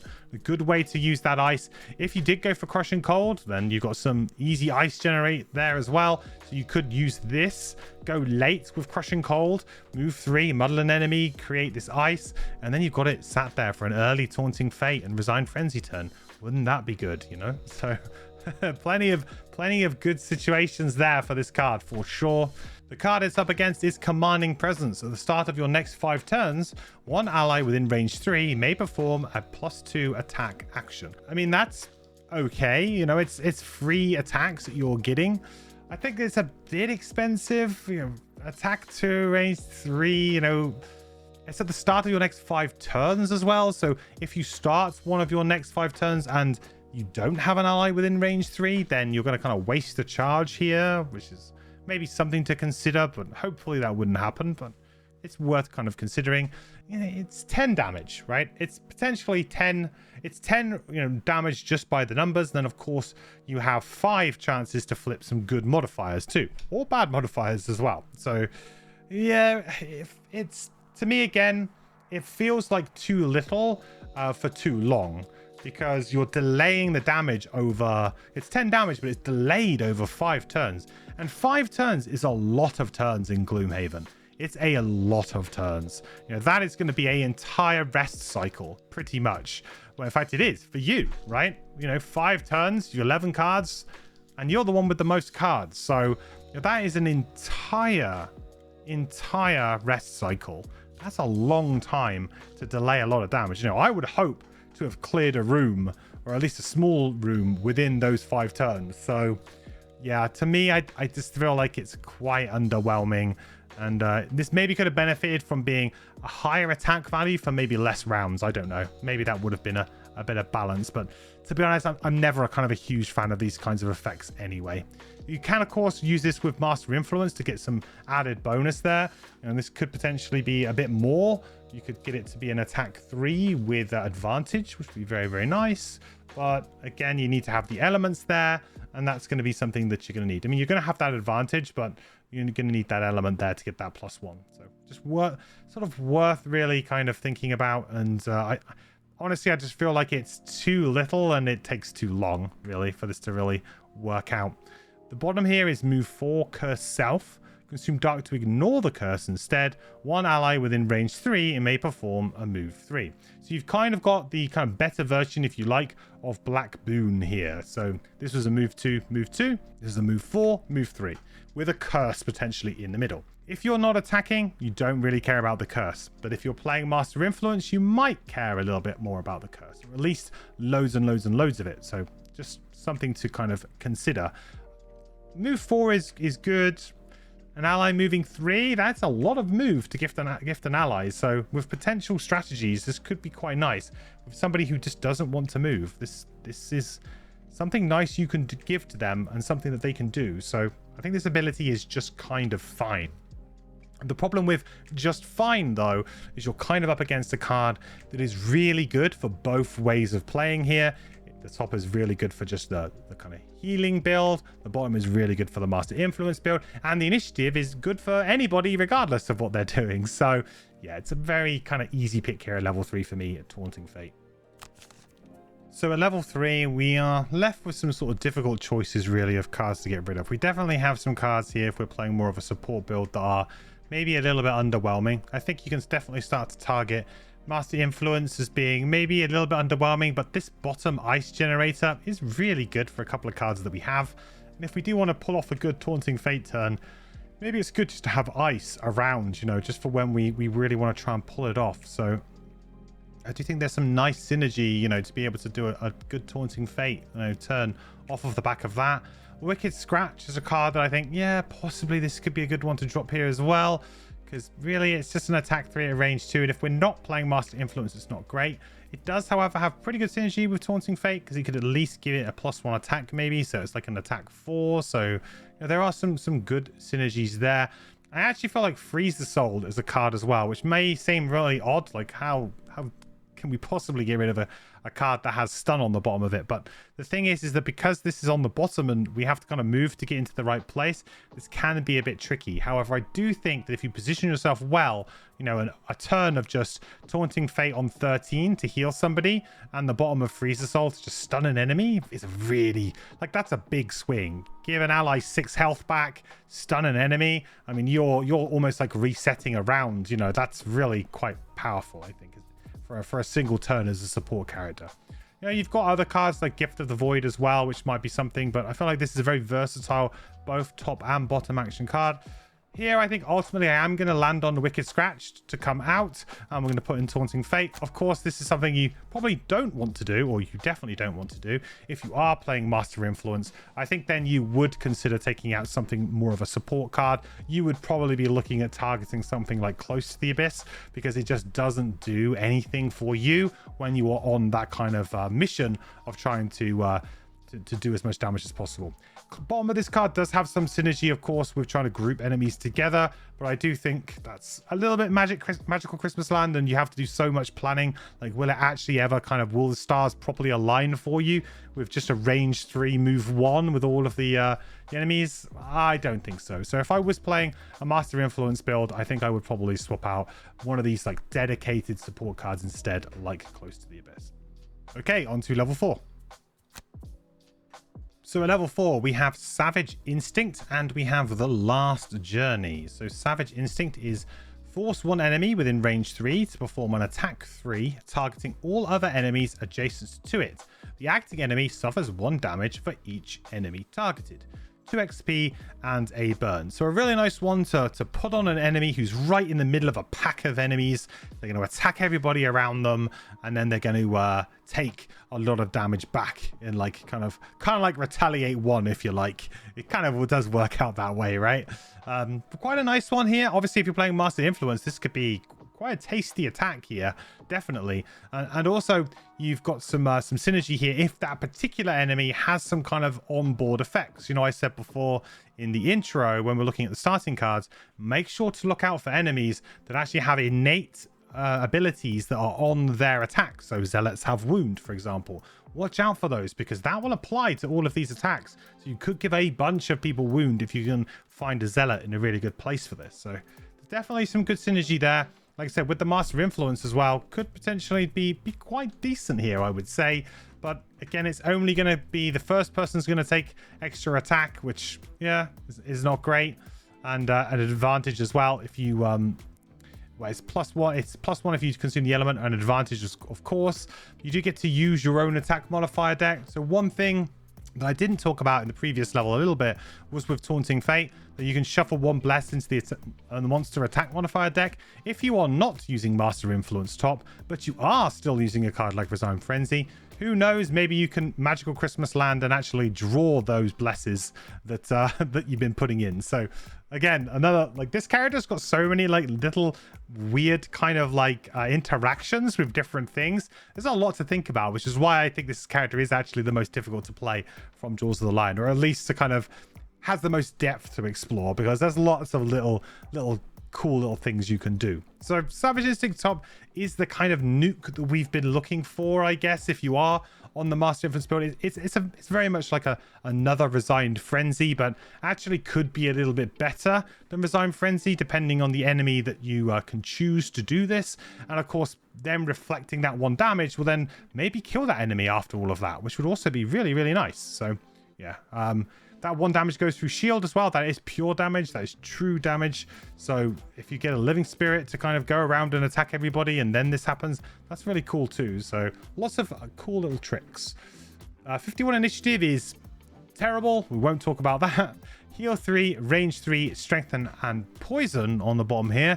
And we could use ice to gain bless, which is kind of interesting here. So it's a bit of a strange one, right? We're going to heal an ally or ourselves, I guess, and we're going to strengthen, and then we're going to poison. Now, strengthen on the bottom of an action has always been incredibly strong, because it does set you up for the double turn attack. So if we were an attack heavy character, which we do have some decent attacks, and we could go on a little bit of a back-to-back attack kind of spree, we do have the opportunity to do that, but bit harder for us to pull off maybe than your average kind of damage dealing type character. But strengthening on the bottom, incredibly strong. Will give us strengthen until the end of our next turn. Plenty of opportunity to use that advantage. So we know that that is strong, and that is baked on the card as well. Some people will spend hundreds of gold on enhancements to try and make this thing happen, so you know this is good. That poison as well is a bit of a downside, but realistically, you know, if you are still playing closely with this, you can get a bless out of it. So there are ways you can kind of mitigate that a little bit as well. It's not the end of the world. I think I would definitely accept a heal 3, strengthen, you know, and that poison is a bit of a downside. I'll accept that. Obviously, having that ice to add bless is the cherry on top and makes it a very, very good action. But I don't think you need that ice to make this still a very, very strong action. So Savage Instinct is a card that's got kind of a bit for everybody here. You could strengthen yourself if you wanted to play more of an like your own attack modifier like kind of character. Like the Last Journey is a card that we can talk about in a little bit, but like Turn Out the Lights, for example, Freeze the Soul Top, like you do have a couple of attacks you can do yourself, but more likely than not this is going to be chucked on your hatchet and he's going to thank you for it. So yeah, pretty good. And the top, of course, a good Master Influence or kind of like big burn just to do a bunch of damage. You don't even need to be playing Master Influence, and this could be quite good as long as you haven't been just bombarding the enemy with curses. The other card is the Last Journey. Attack 4, range 3, curse, create dark. A very, very simple but very, very good top action here. Attack 4, I mean, that's already kind of up there in terms of good value as just an attack number. You got range 3. Yep, that box has been ticked as well now. And then we get to add curse. Yes, please. And it creates dark. Thank you. I'm all in, right? Very, very good value. Just by the numbers type card, but powerful by the numbers type card. I mean, everybody is going to want like this kind of thing. It's a simple ability to use, but it's effective. And that curse gives it a little bit of like lingering value that, you know, the more times you can play it, the more curses you can do, you know, the more they're going to come up to hurt the enemy. It's just really, really, really good stuff. 38 initiative is better than the 51, but it's not, you know, miles and miles better than the 51. Certainly not really. It's kind of it's verging on that playable sort of zone, but not by much. It's pretty far out there. You've got the move 4. Force one adjacent enemy to perform move 3. With you controlling the action, that enemy gains immobilized. So essentially, big move for you. Then get a enemy to move away from you, hopefully, maybe into a trap, and then immobilize themselves so they can't get close and maybe attack this turn or next turn. This bottom action, I think, is pretty bad value, really. I mean, I think the best case scenario for this is that you move 4, the enemy moves 3, they move through a trap, maybe they take like 6 or 7 trap damage, 5 to 7 trap damage, something like that, and then they're immobilized, so they're kind of stunned, but they're not really stunned. There are going to be enemies that are ranged, so they don't really care about immobilized. So, you know, immobilized is control, but it's situational control, and I feel like that really is what makes this a bit of a problem. If this was move 4, move 3, and then maybe a stun on the end of it, in a pinch, I think this could be quite good, but realistically, I don't think it's very good value for what is a burn ultimately. So yeah, moving an enemy through a trap and then stopping them from attacking for a turn has some value, but you also have plenty of other cards that can do that, right? You mean you've got Lure of the Void, which will allow you to do that. So for a burn to cost you to do that kind of thing, just seems a bit much to me. So yeah, this is rough. So between these two cards, honestly, I feel like you've got a bit of a difficult decision here, because the Last Journey by the numbers is the stronger card. The top of this card is premium. It's a premium attack, a very easy attack to land. It creates your element that you use, so it's going to help you gain better advantages down the line. The curse is just fantastic. So I mean, it's a really, really hard card to turn down. If you look at things by the numbers and you just want to have a character with a good mix of just good abilities, you know, if I was playing, you know, Gloom Draft, Gripe Away's Gloom Draft, and Last Journey kind of came across, you know, my hand, it would be the kind of card that I would look at and be like, oh man, it's an attack 4 range 3 with curse on it. You know, it's very difficult to pass away this type of thing. So Savage Instinct, though, for me is the better support card with that heal 3, range 3 and strengthen, because I think if you really want to support your allies, this is kind of better. And it does have a really spicy top burn as well. You know, I feel like this has got an incredibly strong half of a card, and then the other half is like pretty weak, you know, mediocre. Whereas Savage Instinct has, like, you know, I would say a pretty like good to great bottom half, and the top is kind of like good to great as well. So it's like an amazing ability versus kind of two, you know, amazing and bad ability, or mediocre ability versus like two just good abilities. It's kind of rough. The initiative as well doesn't really sway you here, because like I said, I don't think 38 is enough of a tangible difference from 51 to really sway you too much.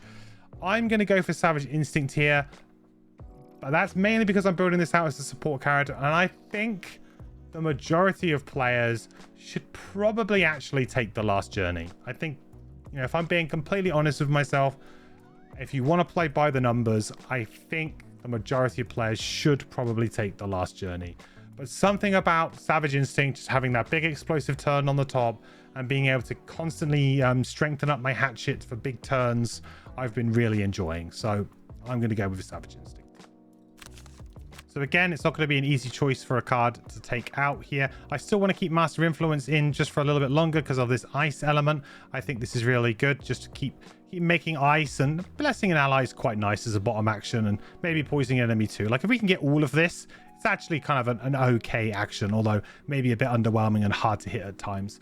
I think it's also worth considering Freeze the Soul bottom might be something that you're not hitting. If you are reliably hitting it and you're planning your turns very, very good, and you're constantly hitting this stun, then this card is invaluable. So I think you want to keep it for quite a bit longer. But if you are struggling to hit it just because, well, the way you're playing is different, you don't find yourself in that kind of way of playing and in that tempo of being able to play like the top of Taunting Fate with the bottom of Freeze the Soul, the top of Give and Take with it, or the top of Signs of the Void with it. You know, these are the kind of cards that you are going to be pairing it with. And if you're not doing that for whatever reason, then I feel like this is the kind of card that you can get rid of. Other cards that we could maybe consider getting rid of here is we could in theory look to get rid of like Close to the Abyss, because it isn't a hugely great heal, but of course, Savage Instinct is another card that synergizes really, really well with what we are doing here. So I feel like we want to probably keep that in. Gift of the Void is a very versatile card as well. It's got attack, has got heal on it as well. So it's another card that I like to keep in for periods of time just because of that. It's very, very versatile.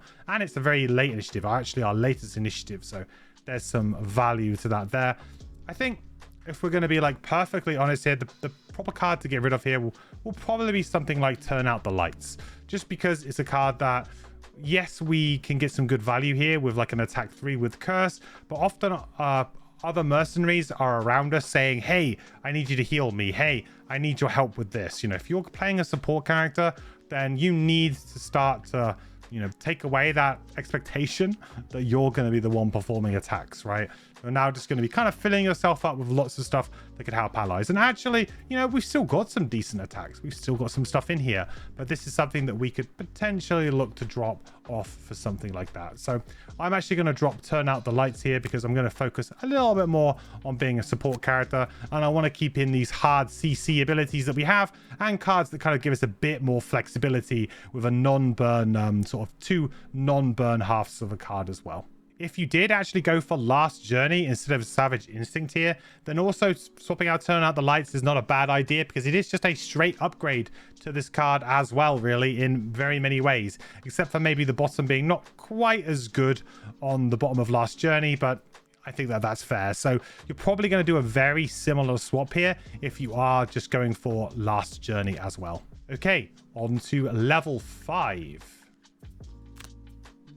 So briefly, before we get into level 5, this is spoiler territory. So if you are playing the physical game and you haven't gotten to level 5 yet, I do highly suggest that you do not progress any further in this, because you will ruin the surprise for yourself. So just a heads up on spoilers. Okay, so now that people who are scared of spoilers have left, we can talk about level 5. So level 5s in Jaws of the Lion are very special. They are the kind of hallmark level for the character, and that is when they get to unlock one special thing, and it's usually a mini as well inside the box, the physical version, something really cool that character gets to use and is unique to them. But it is only one card, so only one card at level up. A very unique thing just with these characters. No other characters in the game have that feature, and it's just something that really kind of separates these guys, and it makes level 5 a very easy decision for us, because of course we only have one card to pick, but we will talk about that card quite a bit. So the card is Stand Fast, and the top of this is really the kind of the thing that everybody talks about. So summon ward. Place a ward in an adjacent empty hex. It is considered a summon for all purposes. I will say that if you are playing in the physical game, it is actually considered a obstacle for all purposes, not a summon. They changed the coding in digital to summon to help this thing interact a little bit more and to really be able to do everything that it does. So if you're playing in digital, it's going to be a summon for all purposes. If you are playing in physical, it is actually a obstacle for all purposes. I think that's worth kind of clarifying. All enemies that enter a hex adjacent to the ward gain poison. All enemies gain disadvantage on all of their attacks not granted by you while within range 3 of the ward. Create earth, 2 XP, and of course this is permanent because it just goes and sits out there. So that's a lot of text. That's a lot of abilities. So the ward is a very interesting, very interesting bit of kit, really. You can plonk it down in the middle of a room in a scenario where you don't move around very much. Maybe it's a single room scenario, or maybe only a couple of rooms. So you stick it kind of quite close to the doors in that particular scenario. And it just gives kind of permanent disadvantage to a bunch of enemies, which of course has a lot of synergy with you and all of your cursing that you do. And also with like Taunting Fate, for example, putting all of those blesses into the enemy's deck, stopping them from drawing those. That's a big deal, right? That is a really big deal. So I think that this is an incredibly strong summon to kind of bring out and use. Definitely something that you that can change scenarios, win scenarios for you, and have a super effect.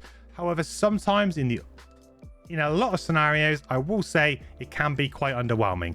In a scenario where you're having to, storm through 3 or 4 rooms, are you really going to have the time to play the ward? Or when is even the best time to play the ward? I feel like that's a bit of a downside to this. So in the scenarios it's good in, it's great. In a fair amount of scenarios, though, it is distinctly average to not really usable.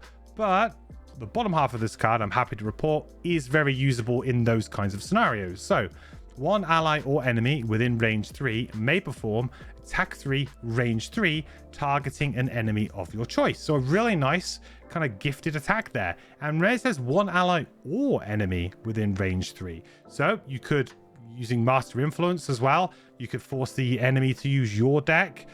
You could use an enemy to do the attack because they could, use their innate attack modifier that they have, their innate attack effect that they have, right? Like wound, they can attack like their own buddy and gain and take retaliate damage. There's a lot of nice little funky things you can do with the bottom of this card, or of course you can just use it to give your hatchet an opportunity to throw his favorite, which is gonna be a good amount of the time, especially as you're going to be blessing your allies, strengthening your allies. This is a very good 1-turn combo with Give and Take, which is a card that we've already taken, right? Bless and strengthen somebody up and then immediately give them the opportunity to do an attack 3, range 3. I mean, that's very strong. That could lead to some really strong effects, and then they're then going to be attacking themselves as well after that. So really, really good. Yeah, Stand Fast is a very, very kind of interesting effect, really. I will say that if you're playing in digital, I have found the top of this card to be incredibly buggy at times. Like, it just doesn't seem to always do exactly what it's supposed to do. Like, I've had it so that enemies still have disadvantage on my attacks, like my gifted attacks to them. So the kind of the all enemies gain disadvantage not granted by you doesn't seem to be working properly. I've had it that enemies, it seems to do weird things with enemies where they'll actually move away as if to try and remove disadvantage, but then they can't move to give away advantage. So I have some really weird funky things that happen with the monster AI sometimes when they move, when they shouldn't move, and different things like that. So I will say, if you're playing in digital, this card seems to have a fair few problems in most scenarios that I play it. Sometimes everything kind of works out okay, but other times it does seem to just do some random stuff occasionally, and not exactly as it's supposed to. I've had enemies walk through it as well when it's supposed to be kind of it's supposed to be a summon, so it's supposed to be like just in a hex. It can never be killed because it doesn't have any health, so it's going to live there for the entirety of the scenario until you dismiss it.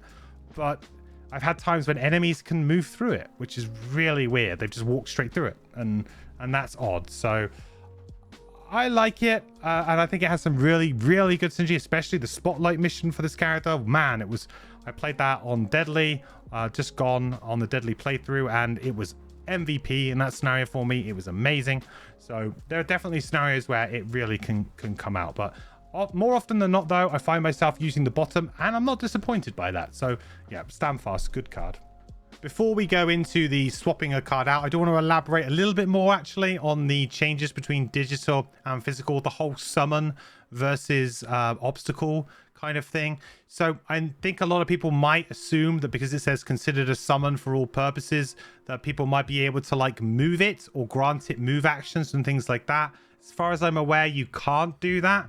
I think they've just called it a summon to stop people from trying to blow it up with a demolitionist with obstacle, which is absolutely something you could potentially do if you're playing in the physical games. So yeah, again, like there's some inconsistencies in digital with the way that summon is being addressed here.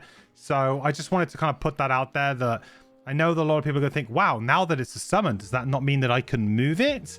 It's like, no, you can't move it, unfortunately. It is a very kind of weird situation, and they've kind of had to find like a halfway house for it to work. But like I said, there's still quite a few bugs with it I found, but it's still a good effect, and when it works, it's great. So we have a few options again to swap out here. For the ward, we could in theory swap out something like Freeze the Soul here. The stun at range 3, as we said before, is sometimes quite hard to actually hit, and it needs to be on a very particular kind of initiative. We're not going to be using the top of Freeze the Soul ever, so this would be an easy kind of good bottom action kind of for good bottom action kind of swap. And obviously having one ally or enemy within range 3 and then them being able to perform a range 3 attack, you should reasonably be able to find something. You should be able to kind of get yourself into a position to be able to always attack something with the bottom of Standfast, which I quite like. You have Master Influence again, just a card that's just there, just begging to be dropped, really. And maybe now is the right time to drop it. I think that there's, again, like a few different options for you here on what you could choose to do. If we do drop this, though, we're going to lose Ice, which is something that is, pretty usable for us.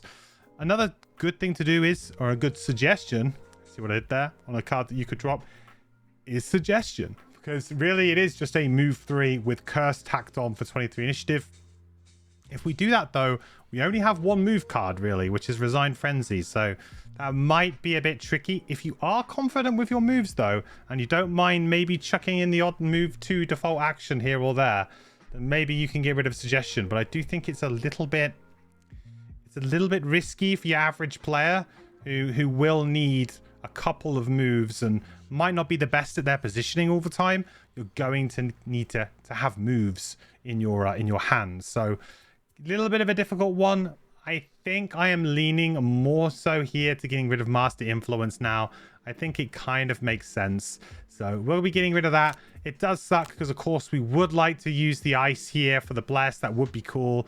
Maybe the occasional use here, but realistically, that is all it's for. We maybe have Ice for something like this, and we can make sure that we get a minor mana potion, and we can get Ice on an odd turn, maybe when we really can use it or something like that. Or You know, perhaps somebody else can help us out with creating ice as well. Perhaps another mercenary can do that. But I feel like now is the right time for us to say goodbye to Master Influence, because that isn't kind of like where this build is going. And we'll bring in Standfast. Okay, on to level 6. Okay, so at level 6, we have Withering Conviction and we have Surge of Power. A bit of a swing and a miss here at level 6, which is not too bad because we do have some options, of course, to maybe go back. But let's talk about these two cards because they're not the greatest. So Withering Conviction, up to 2 allies within range 2. Each suffer 2 damage. Each ally who does then performs an attack 6, range 3. I mean, that's potentially 12 damage right there. Burn the card, 2 XP. That's not too shabby. Of course, Master Influence as well. This is kind of like an upgrade to some other effects that we've had. Like, there's like a gradual increase on the power level of this kind of ability. We see kind of like little variations of it. This one is the best variation we've had of the kind of like the single burn, like you guys go out and do a big bunch of damage, because it is a ranged attack. So we should have some good opportunities to be able to target lots of things here. The range 2 of you makes it a little bit more kind of a little bit more restricting. You're going to make sure you're going to have to be next to both people. If you only do this to one ally, it is very bad value. I would say it is garbage. So please do not do that. You definitely want to be doing this on 2 allies. So if you can get that though, and you have Master Influence up, give one of those people advantage and +1. And they can draw something good from their deck, because maybe you've strengthened them up as well. Maybe you've used Savage Instinct. You know, maybe you've managed to give them blesses and stuff like that as well. Then, you know, there's potential here for this to turn into, you know, kill 2 enemies or that kind of range, which is very good. But I do think it's a lot of risk to put on the line here. When also, you know, if you get unlucky here and the ally draws curse or something, that it's gonna feel really, really bad. So you just got to be yeah, you've got to be putting all of your eggs into this basket before you let it go. The bottom is curse self, consume dark to ignore this curse, then curse range 4, target 2. 2 curses at range 4 and potentially 1 curse self. 44 initiative, unusable initiative. It's curse 2, but I guess cursing yourself as well is not the best. This isn't bad, and you know, it's okay. I would say maybe a little bit slow with only being able to put 2 curses in a turn. It would be nice if you could put maybe 3. Again, I feel like my expectation of what curses can do or should do are way skewed, because we're looking at base Gloomhaven, you know, in the kind of same frame as these characters, because of the fact they're in the same game now. So it's very hard to not compare them. And I do feel like this is a bit slow, and having to curse yourself potentially as well. It's just like an unnecessary downside, really. It's not bad, and it's probably the way that cursing it will need to be in the future. And certainly if you get into something like Frosthaven, perhaps this could actually be a pretty efficient kind of way of cursing the enemy. But when we're looking at Gloomhaven, it really isn't. So unfortunately, it's a bit of a miss. Next, we have Surge of Power, which is heal all damage on 1 ally within range 3. If you do, that ally gains a muddle, create dark, and 2 XP for a burn. Heal all damage on 1 ally within range 3. If you do, they gain muddle. So a full life heal. Now, this is the kind of thing that I think a lot of people might look and go, oh my god, full life heal? That's amazing. That could be like a heal 20.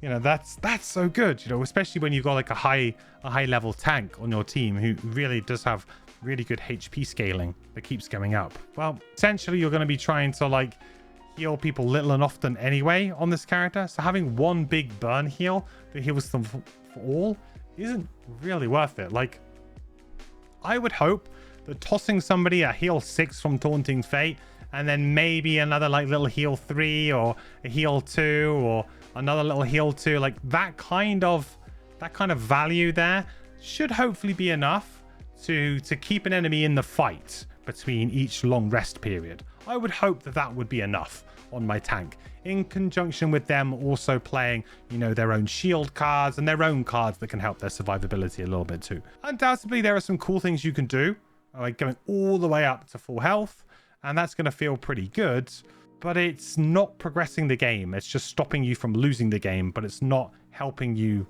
sort of win, if that makes sense. Like, I'm quite happy sometimes to have my characters running around on very low health, and somebody kind of commented on my stream about it this week, I think it was, actually, saying that whenever they come in and they look at my playthrough, how do I not get really scared that all my characters run like 2 or 3 health running around? Well, it's because just do a good job of avoiding getting hit.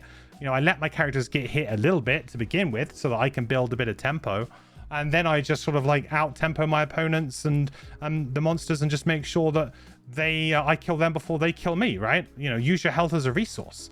And I feel like Surge of Power, it's just a bit too overcosted, really. And there are other ways that you can kind of get this effect in the game, especially if you're playing base Gloomhaven, that are like much easier and don't cost as much to do as well. Well, I say much easier. They're maybe not easier, but they don't cost as much of an upfront investment. So yeah. Surge of Power top, I don't really like. 81 initiative is late, but we've already got a boatload of those, so not really a reason to take a card. Anytime you or an ally loses poison, that figure gains strengthen. Now, this is actually quite an interesting idea, quite an interesting effect, and I think with certain builds and with certain unlockable characters in Gloomhaven, I think this card could actually be a fairly decent pick, or at least worthy of some investigation, because being able to, there are certain unlockable enemies that will also poison allies, like you poison allies, but there's also some unlockables that can also kind of do that kind of effect.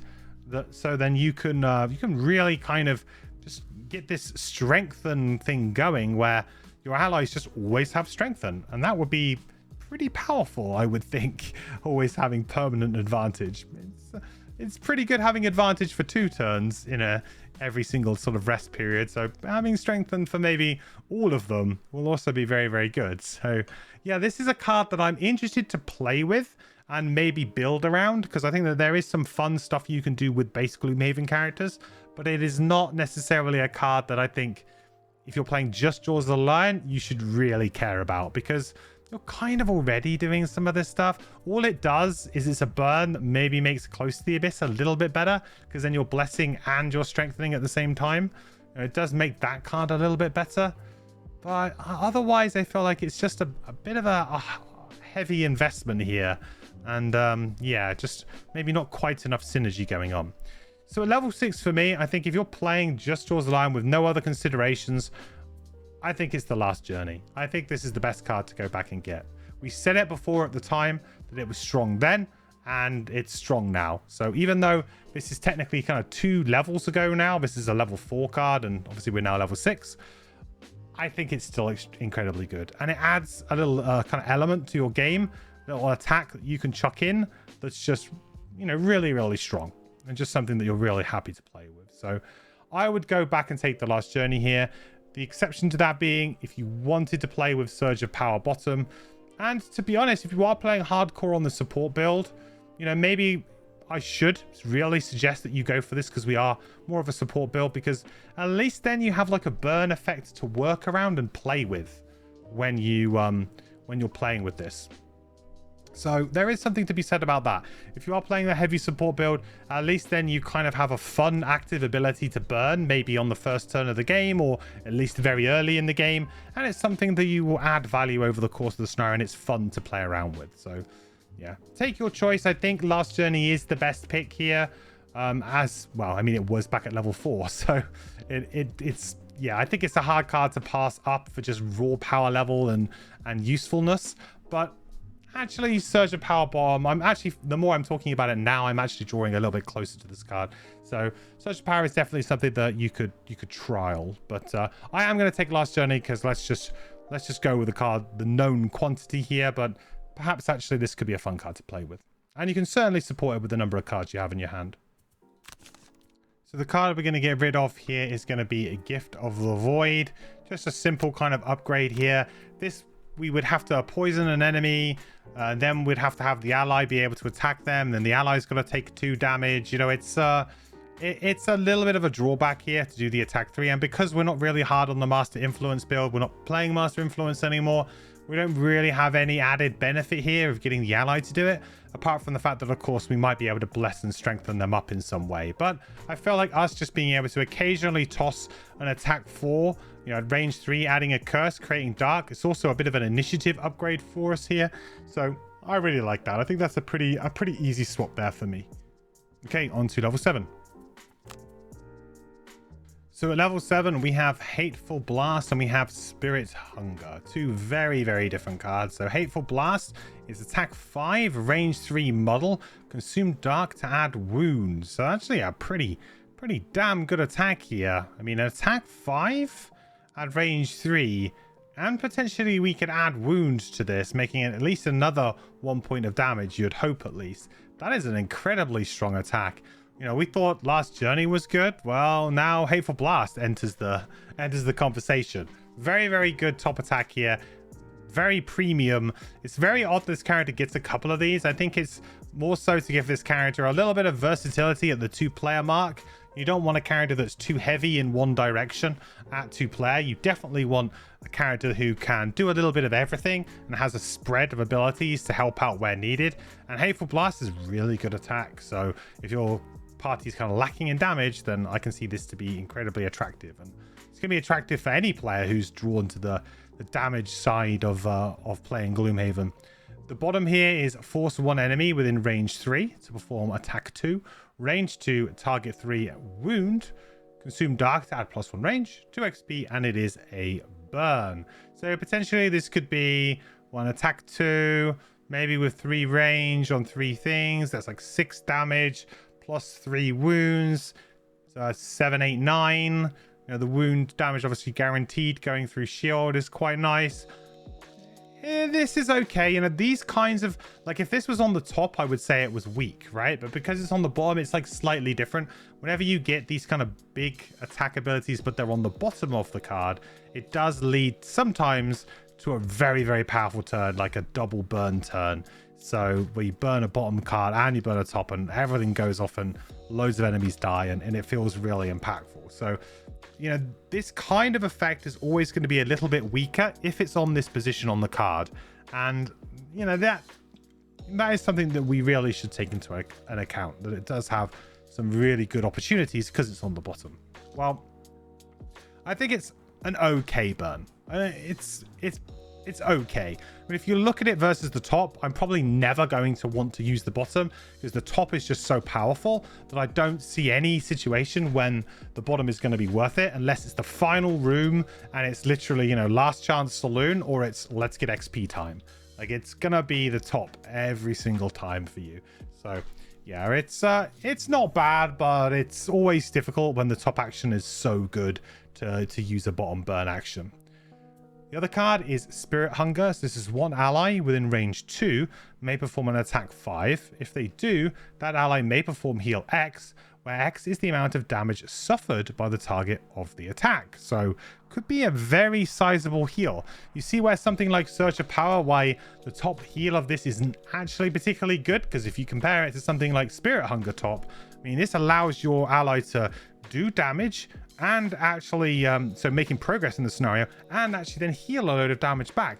And if you have managed to sort of heal them and strengthen them, which, you know, you've got a couple of cards that straight up do that. I mean, the initiative's a bit awkward, but sure, you've got cards that can straight up make sure that they draw potentially a very nice modifier. This could heal them all the way up to full anyway, or a lot of characters very close to full, and do some decent damage in the meantime. In terms of a burn action, it's you know, it's good that it's kind of fairly versatile. I don't mind cards that kind of do this every now and again. So, for example, on the Mind Thief, Brain Leech is a card that I quite like because it is just a good attack, makes your element for you, and it heals you a bunch. So it's like a good kind of reset card when things kind of when things get a bit awkward, you know, when things get a bit dangerous, and you're like, oh, I'm a bit low health here. I could really do with a top up.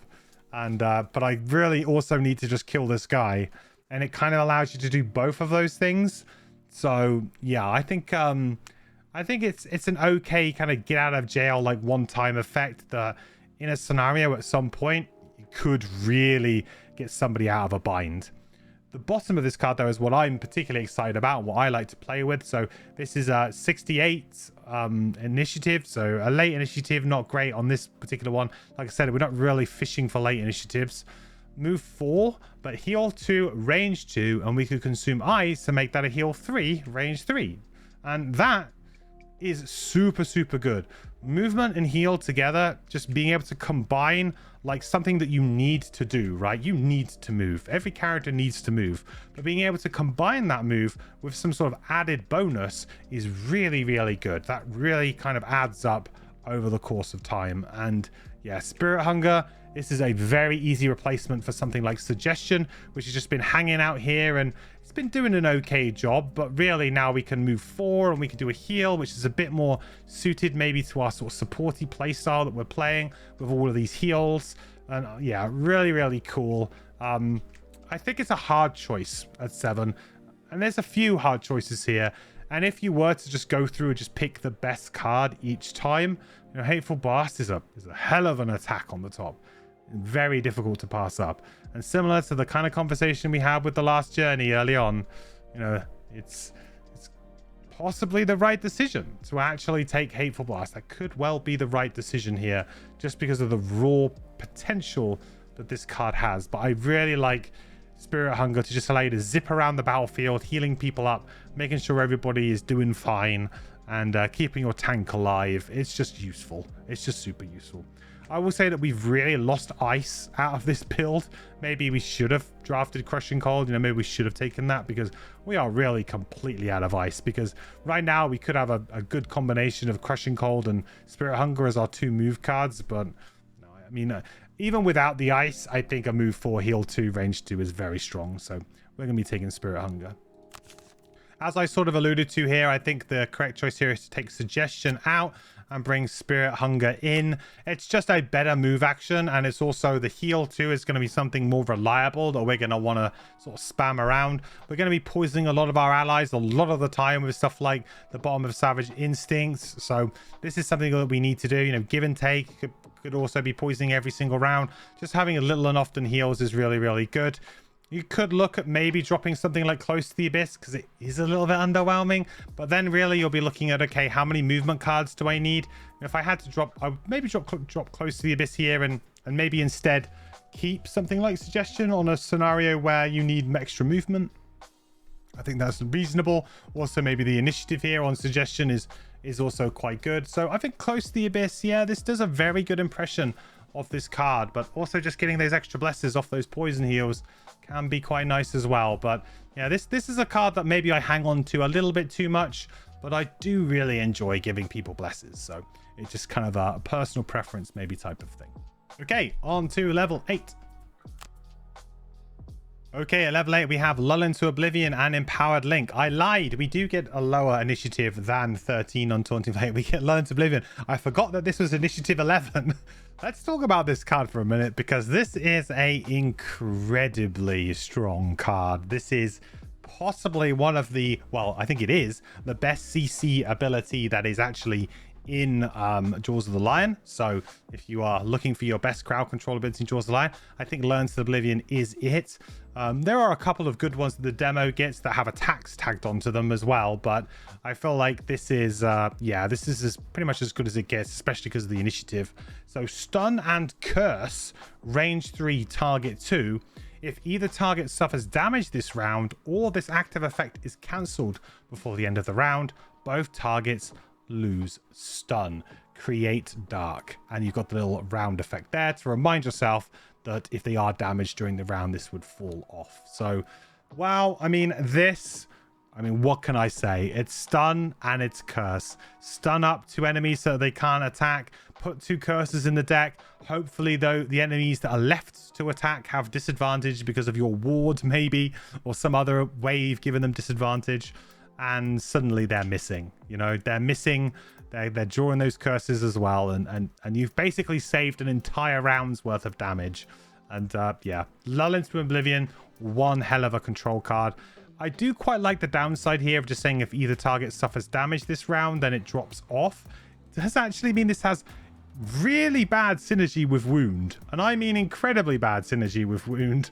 So If an enemy has wounds, don't even consider playing this on them, because it's just the wound damage will tick, the stun will immediately drop off, and they will get to take their turn as normal. So there is some anti-synergy with wound, and there is a lot of wound in Jaws of the Lion. You know, the hatchet gets access to a lot of wound. Even you, right? You have previous level. We had potentially options to get into wounds. So something to look out for.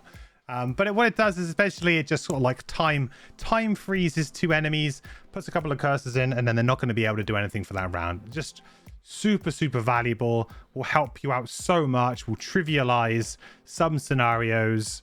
Yeah, it's the card that you're going to stamina potion back again and again and again. And if a card ever exists like that, yeah, you know it's kind of a problem. If there's a card where you just want to stamina potion and play that card over and over and over again, you know that card is probably too powerful. And I think Lion's Oblivion does fall into that category. The bottom is you and all allies within range 2 may perform move 3, consume dark to add +1 move. So potentially give everybody a move 4 if you consume dark who is within range 2 of you. Now this as well, actually, I found incredibly useful in certain scenarios, just being able to get people into advantageous positions when they don't want to have to use a bottom move, allow people to catch up, interact really interestingly with scenario rules in certain things, like the spotlight scenario for this character as well. This was another card that was MVP in the spotlight scenario for me. So there's a little few sneaky things. Now I do think you want to obviously play it for the top a lot of the time, but occasionally this bottom can really do some work for you and can really kind of help you get out of a problem. So I like that. That's a really good hallmark of a great card, in my opinion. You've got a fantastic, amazing top action, and then you've got a bottom action that actually, in a certain situation, you'll be like, hang on a minute, guys. If I do this, then you can do that. You can do what you want to do, and we kind of get out of this bad situation. So yeah, really like it. Lion's Oblivion, excellent card, and it's going to need a hell of a lot to beat it out. A hell of a lot. Empowered Link is the other card. On your next 3 heal abilities, when possible, target an additional ally. 3 charges. Oof. Big oof. Yeah. This is not a particularly good effect. You know, there are obviously some things that you're like, well, with Surge of Power, suddenly I can heal. No. Don't throw good money after bad or bad money after bad. Do not do it, because Empowered Link, it's not worth the investment. Just heal people naturally through the cards that you have. You do not need to go on some mega healing spree and heal a bunch of people.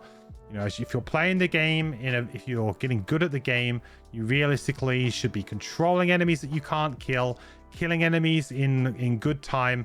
And then you've got a tank or maybe a few other people who might do a little bit of kind of like side tank kind of duties, secondary tanking duties. And then you're just kind of healing up the little bit of damage here and there that you can't, you know, mitigate through other means, you know, just to keep your team going. And just dropping this and just going kind of heal crazy for a few rounds, it just shouldn't be needed. It just shouldn't be needed. So Empowered Link, in my opinion, is probably unplayable, actually. Probably just strictly unplayable at any player count in any situation, unfortunately. The bottom is move 2, bless, target self and all adjacent allies, make ice. Now that is actually kind of nice. I'm a bit annoyed that this kind of thing is opposite Lull into Oblivion, because I would have loved an opportunity, and maybe when we were here and we went back and took when we went back and we took the last journey, maybe we should have taken Crush and Cold instead of the last journey, right? Because I really felt like the one thing that I dislike about this build and the way that I've gone with this way is the lack of ice. It's the one thing that I'm like, I just wish I had a guaranteed ice generator. Now, you know, if you're playing with enhancements, then maybe you can find a way to sneak in a nice one on somewhere, you know? Maybe you can do that.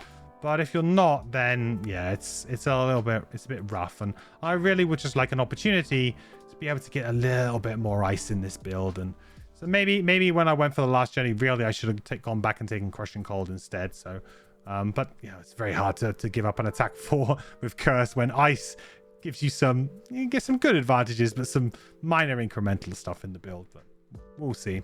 So Power Link, yeah, is another one that is angling for that and could be useful. But boy, is Lull into Oblivion one hell of a card. And if you are playing, maybe if you are playing the kind of Master Influence build, so you are going for more of an attack focus build, then you could maybe you went for Hateful Blast earlier on. You could maybe consider taking something like Empowered Link just for the Make the Ice, but to be honest, you're probably not even going to do that. You're probably going to look at something else. You might even go even further back. But yeah, Lull into Oblivion, it's just move 3 for yourself as well. It's at the very worst, it's 11 initiative, move 3 for just you, and that's very playable. So yeah, easy pick. So we have a couple of easy options here, really, to decide what we want to swap out.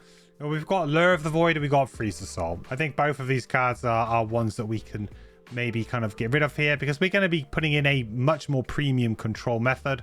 So we can get rid of one of these harder to hit ones. I do feel like Freeze the Soul is obviously something we use for the bottom, whereas this is something we're going to use for the top. Lure of the Void, we use it always for the top, and this is for the top, so it would be it wouldn't upset our play style if we were to bring Lull into the Void in for Lure of the Void. However, I do think that this little move, especially if you can trigger it, can sometimes come in a lot of use. Sometimes you just want to move an enemy off of a spot because they're trapped at the back of a room, or they're next to a trap and you want to move them into that.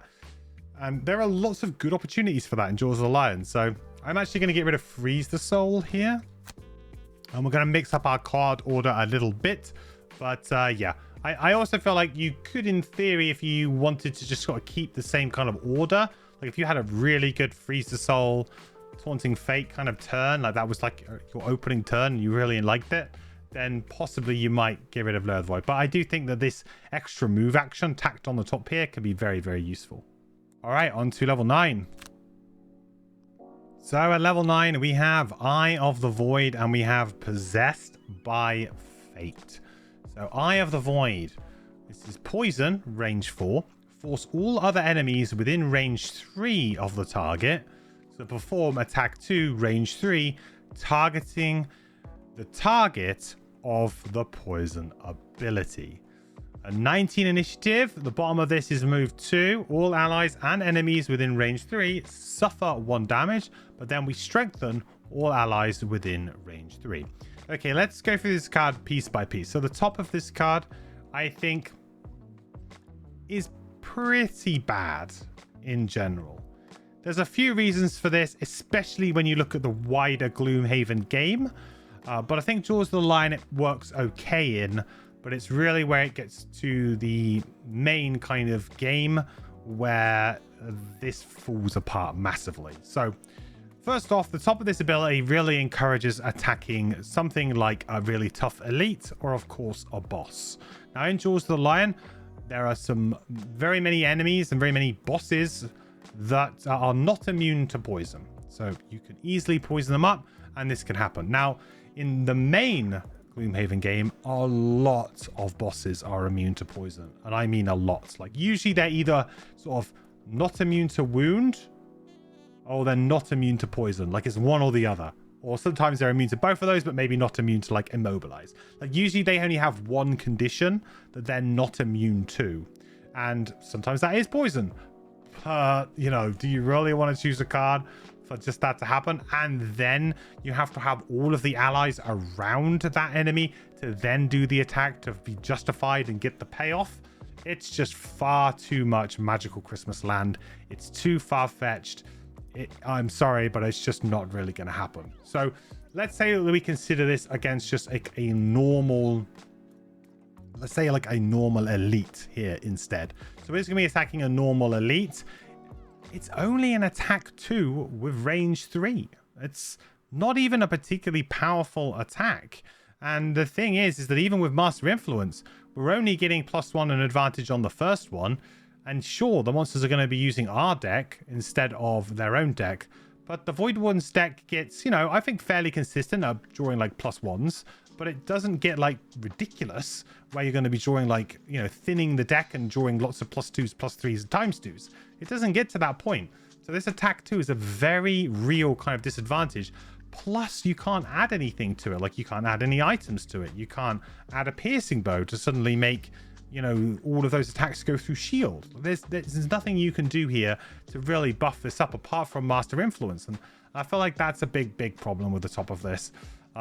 It has potential, and it will have a couple of really good turns in Jaws of the Lion specifically, but I really don't know if it's worth, you know, you only get one level 9 card, one opportunity.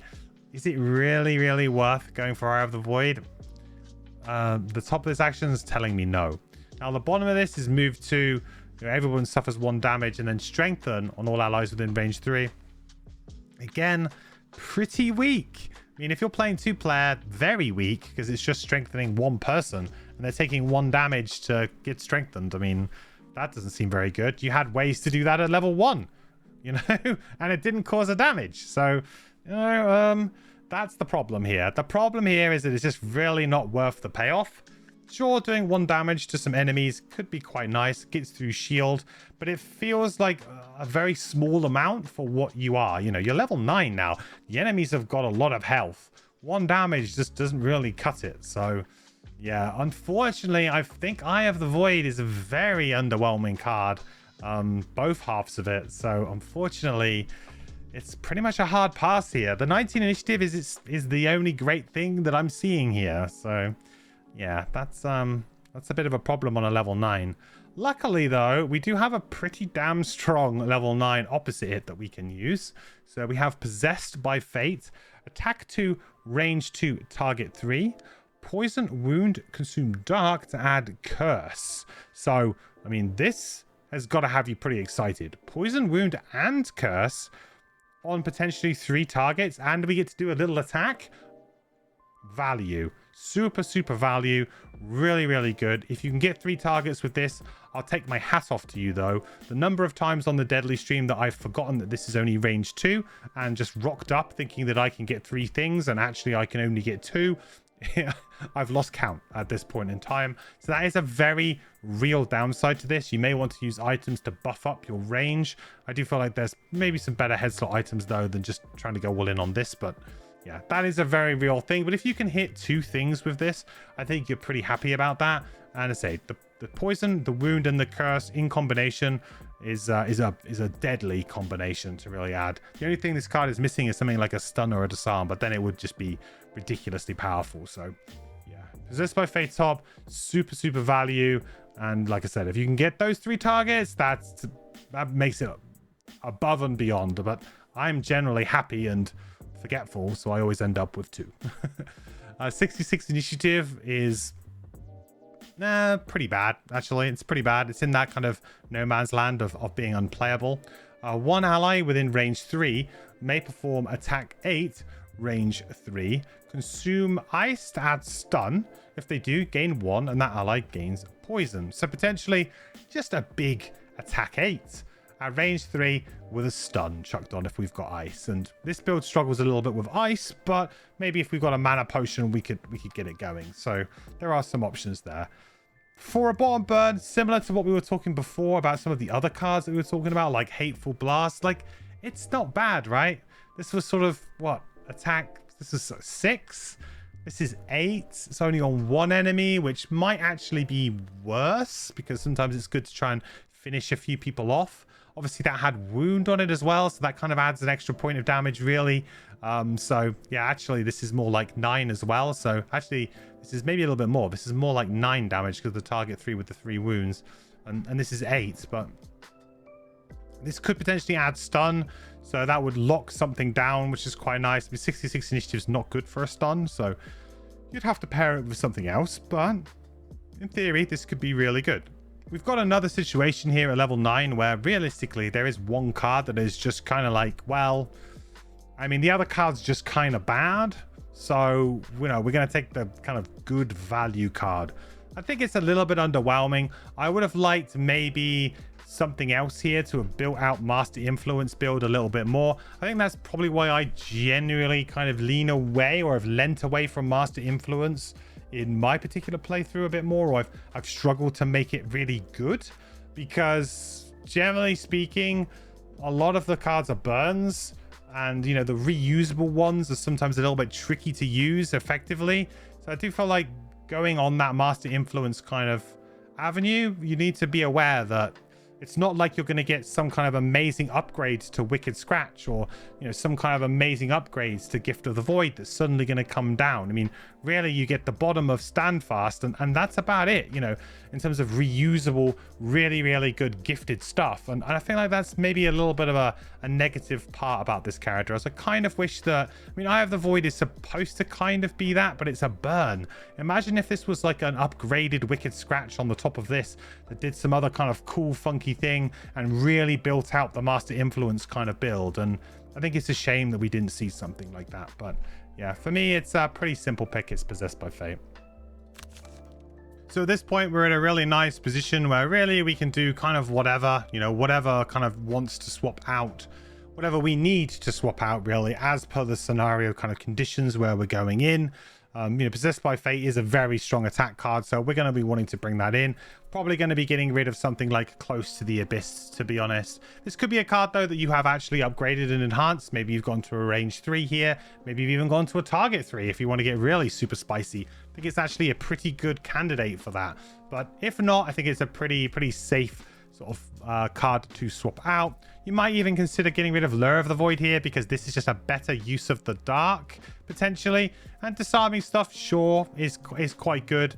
But of course, being able to do this could be quite good as well. You have got potentially some enhancement opportunity here with this, though. So you're really going to do this whichever one you feel is the best one to get rid of. I think here I'm going to get rid of Lure of the Void. Makes sense to me to do that. Sometimes, you know, we've got a lot of curses in. We don't mind if some people attack, so disarm might not mean quite so much. But yeah, it's a fairly easy one for me. And as I say, you're going to be swapping cards out here now anyway, and you probably have for the last few levels, as and when you kind of the situation sort of changes for you. Okay, so there we have it. There is my level 9 card selection. So I will put it up on the screen now for you physical board game players, so you can see them in the physical board game style, and you can pause the video here if you want to take a screenshot and just note those ones down. So on to perks, and whether or not you care about these is really going to depend a lot on if you're playing a very heavy support build and control build versus playing a more kind of damage, Master Influence focused build. But you may as well build this character out as effectively as you can in perks, because you will still be drawing the odd attack kind of card if you are playing the support build as well. So of course, consistency is going to be incredibly good here, and realistically you're probably going to be going from top to bottom most of the time with these types of things. So yeah, we'll be going with consistency first.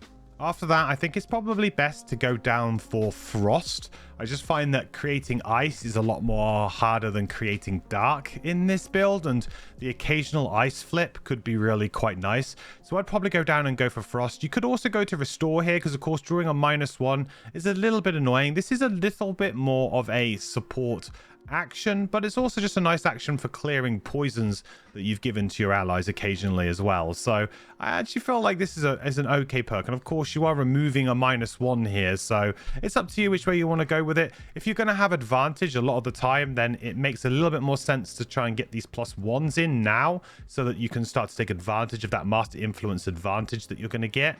And of course, if you can get another element, then that means you can kind of do it again on the next turn, right? You can consume it to get that +1 attack. So it feels like this is the way you probably want to go with it if you're playing Master Influence. However, if you are playing more of a support build, or if you just want to play safer, then this is also a fairly good pick. If you are going to go down and get Restore, bear in mind that this could add some ambiguity into your deck, because of course it is a +0, but it has like Heal 1, which is a sort of it is a positive but unmeasurable effect. So this could in theory create some ambiguous situations if you do go for Restore. So that might not actually play so well into the raw damage build that you might try to go with. So actually you may actually want to avoid this one if you are going super hard on Master Influence and you want to kind of have the best flips possible. For this build though, we are pretty much playing more of a supporty build, so I think that this is a fine perk for us to get at this stage. You will also notice that there is ignore negative scenario effects now on this character. This is a perk that is absolutely useless during the Jaws of the Lion missions, so just ignore it if you're playing Jaws of the Lion missions. However, if you do want to play this character outside of those in regular Gloomhaven, then it's not a glamorous perk, and you can certainly work through it, but I do feel like on balance, this usually ends up paying off. So it's a boring one, but it is effective and can help you a lot in certain situations. So we're going to continue now, kind of trying to not make our deck kind of get too out of control in terms of size. So we'll keep replacing these so that we can hopefully get some better flips.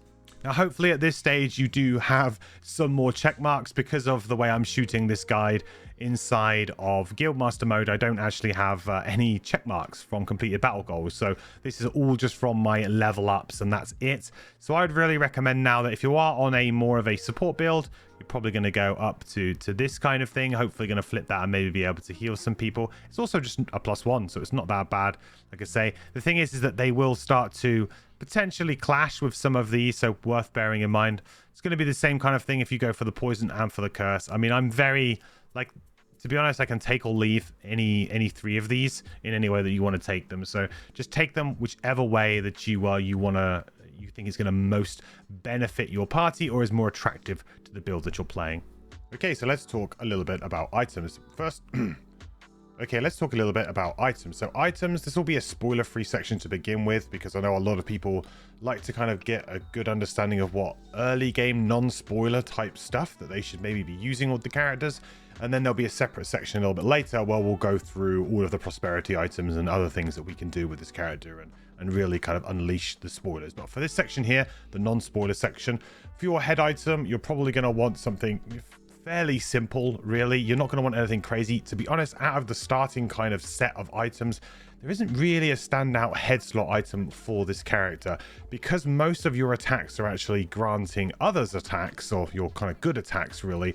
Certain head items like eagle-eye goggles, which, you know, traditionally would be quite good, don't really have any kind of place here. So that's something to kind of consider. You could maybe get something like an iron helm if there was nobody else who really needed it on your team, just to try and stop yourself from getting hurt. But I wouldn't really be spending your money on a head slot item at all.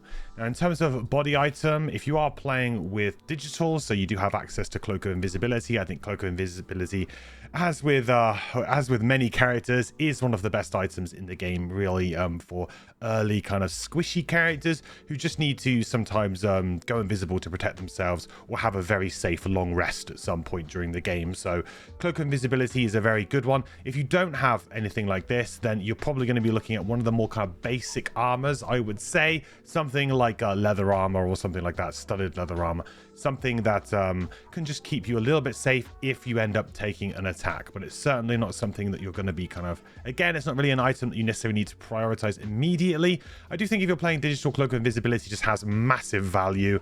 This item is way too strong, in my opinion, and invisibility in its current form in the game is very, very strong. So yeah, if you're playing digital, I think hands down Cloak of Invisibility is going to be one of the first items that you buy, if not one of your starting items immediately with the gold you get, or you're going to be getting it very, very quickly. However, if you're playing just regular Jaws of the Lion, then you might want to sort of skip the body item slot for a little bit, because there's nothing like hugely there for you, unless of course you're playing sort of a 2-player, when then you might need to invest a little bit more in like armor items. It really depends on the other mercenaries in your party, if you think that you can get away with hiding at the back at all. For hand items, there isn't a huge amount that this character wants. I will say that there are some really good items that Jaws of the Lion adds. For example, the throwing warhammer, so throwing hammer, which adds a stun. That's something that you can do and you can use. You've got a couple of cards that can use that fairly early on, and from level 1 you can get some use out of that item.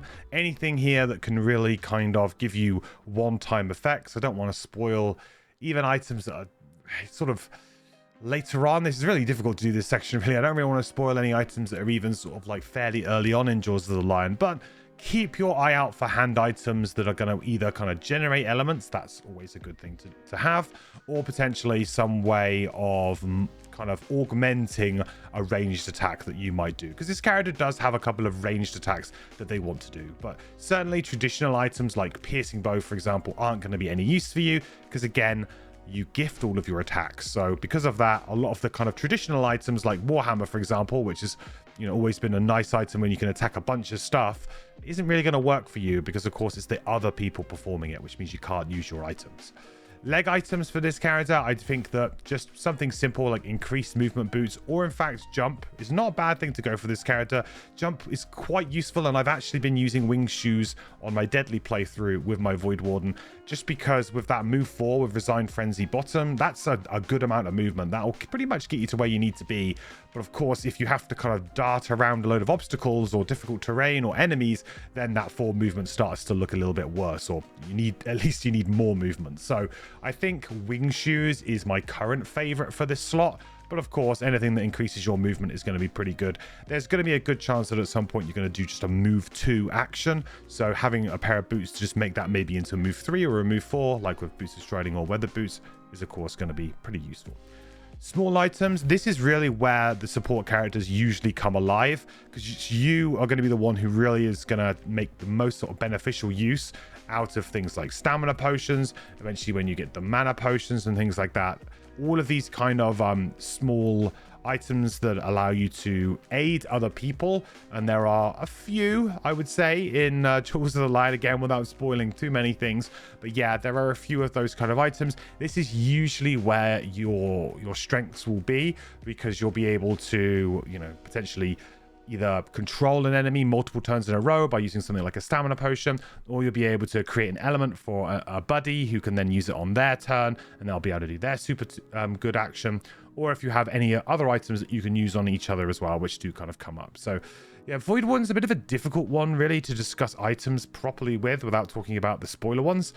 And also because all of your damage comes through others, it's more important that they have great items or they have ways to modulate their attacks rather than you. So you're actually a pretty kind of frugal class, I would say, in terms of items, or at least until you can get some really, really strong items, you know, that kind of can really open your character out in terms of being able to get like lots and lots of stamina and stuff like that. There's a few obviously big items that will come later on that are quite strong, but in terms of starting items, support characters, yeah, they don't really need them. They just need to keep themselves safe and be able to maybe recur a very important control card once or twice. So yeah, I mean, minus stamina potion is going to do that for you to begin with.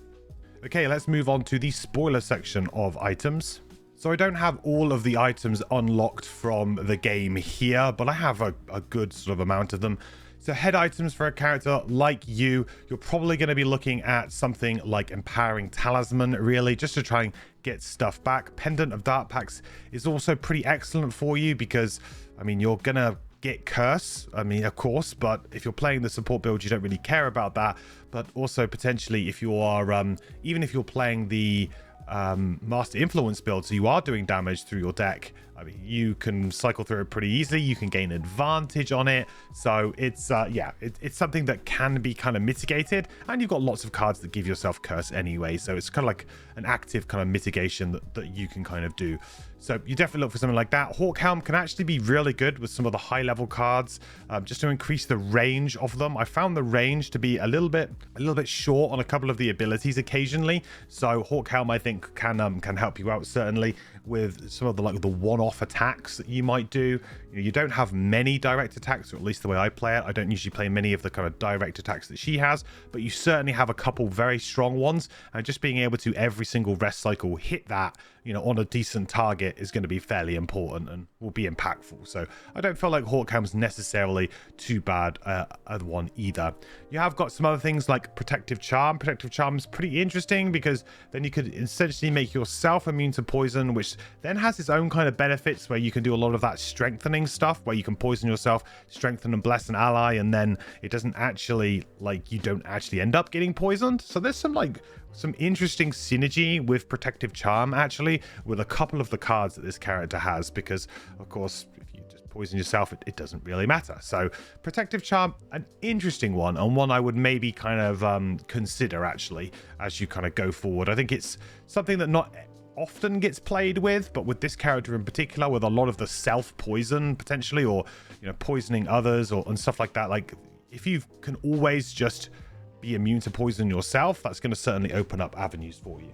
However, that does on the flip side, kind of mitigate some of the bless synergy that you have. But it's very rare that you're trying to remove poison from yourself to add bless. It's usually your allies that you're trying to do that to. But yeah, so something to consider there. So yeah, head slot items, really ways you can get back small items, because of course small items are so powerful in the game, are going to be incredibly good. And of course Empowering Talisman is an early game item, but Pendant of Tarpax is a higher level item as well that does that for you.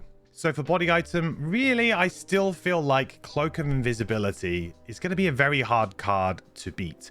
I think it's just very reliable, and the door opening potential that this has for a character like you who can quite often outlast your team as well. You have the most cards out of all of the Jaws of the Lion mercenaries, which means quite often you're going to be in a situation where your friends are going to want to rest, and you're going to be like, okay guys, well I can go one more round. Like, it could be a good idea for you to move onto the door, open it, go invisible, and then everybody's long resting, protected, and then on the next turn they're all ready to go, and then you can safely long rest, and they can kind of play a late initiative and be safe to go into the room. So unfortunately, invisibility being as good as it is often skews a lot of the other items, especially when you're playing a support character who maybe doesn't always have the best kind of things that they can use in the chest slot. However, there is some items here that I think are worth talking about as well. Cloak of Phasing can be quite nice. You know, gaining flying is good because that can take away the need for winged shoes on this character. So it kind of ends up doing like a double duty here. And then, of course, if you are playing with someone like the Demolitionist, who could potentially create a couple of obstacles, this could be quite good for you. Or if you're playing in regular Gloomhaven with, like, for example, the Crackheart can make you obstacles too. And there's plenty of obstacles in Jaws of the Lion scenarios because the Demolitionist exists. So yeah, there's plenty of opportunity if you're playing Jaws of the Lion with Cloak of Phasing unlocked, ready for you to use. Maybe a bit rare case scenario there, but certainly something to think about. One of the items that we get later on as part of the Spotlight mission is Robes of Command. So during your turn, one adjacent ally may perform an attack 2 action. I think this item is actually probably the best item you could get from Jaws of the Lion. So if you are playing Jaws of the Lion, and that kind of makes sense, right, because it's the Spotlight mission item, so I would go and get that item whenever you can, because this is actually pretty good. Even if you're not playing a Master Influence build, just being able to once around get a free attack, or if you kind of position yourself correctly, is pretty decent. You know, that's something, and it's your ally performing that attack too. So of course, you've got lots of blesses that you do on your allies, strengthens that you give to your allies. So this attack too could actually turn into quite a lot more. And just ways that you can cheat extra damage is very big and can actually add up a lot. And if you think that maybe in a average length scenario, you might rest, let's say 3 times or so, maybe you can get 3 uses out of this. I think that's pretty good value, you know? I think that's decent. However, the existence of Cloak of Invisibility, I think, always makes stuff like this much harder, because this gives you just so much flexibility on reacting to the enemy or opening doors, like I said, whereas this is kind of like, yeah, it's good value. And if maybe you're playing the Master Influence build, the value rises a bit more, but I don't think it's like somehow an amazing upgrade to Cloak of Invisibility. And you might find that actually having this, there'll be a situation when you're like, damn it, I really wish I just had a Cloak of Invisibility right now. And that's I think the problem that this item in the game in general creates, is that quite often the answer is just go invisible. Like if you have a problem, it's like, oh, don't worry, I'll just go early and I'll go invisible. Or, oh, I don't know how we're going to open this door. Oh, don't worry, I'll just open it and then I'll long rest on the door. Like this item just warps a lot of the kind of strategies in the game of how to effectively tackle the game. So that's the problem, is it's just too flexible and does too much. Whereas actually this is a very interesting item. Just think it's going to be probably not the right choice for continued success and flexibility if you it really compared to Cloak of Invisibility. So those are really the kind of items that you're looking at. And like I said, if you're playing like early game Jaws of the Lion, you're probably just going to either skip an item altogether, or you'll probably be looking at something very basic like a leather armor. For hand items, I do feel like some of the one-time use range stuff is pretty good on this character. So like Black Candle can basically give you an extra curse into the enemy deck every single kind of rest cycle. So it's maybe not the highest value, but certainly in Jaws of the Lion, you can do a lot worse. And often I found in Jaws of the Lion, in my playthrough, I've actually had a lot of gold and I had not a lot of things to spend it on. So, you know, sometimes you just take what you can get. And Black Candle is maybe not the most exciting item when you take all of the kind of items that are available in the whole Gloomhaven pool together. But it's certainly something that you're just going to have some gold kicking around potentially, and you're playing through Jaws of the Lion. Why not? I think it's an okay item, and at least it's a reusable source of curses that you could potentially get. Of course, you may consider getting stuff like wands. I don't know if I've got any of them down here. I don't seem to. So all of the different wands that help you make elements, they can be very good, especially if you're playing Master Influence, because of course you can then use that to then consume it, to then go on to empower that attack and get +1, you know. So it's very much worth it if you are playing Master Influence, because you can't use that hand item yourself to improve what you're doing. So that's a good one. Now, there are a couple of really big kind of curse attacks as well that you have, which are pretty decent.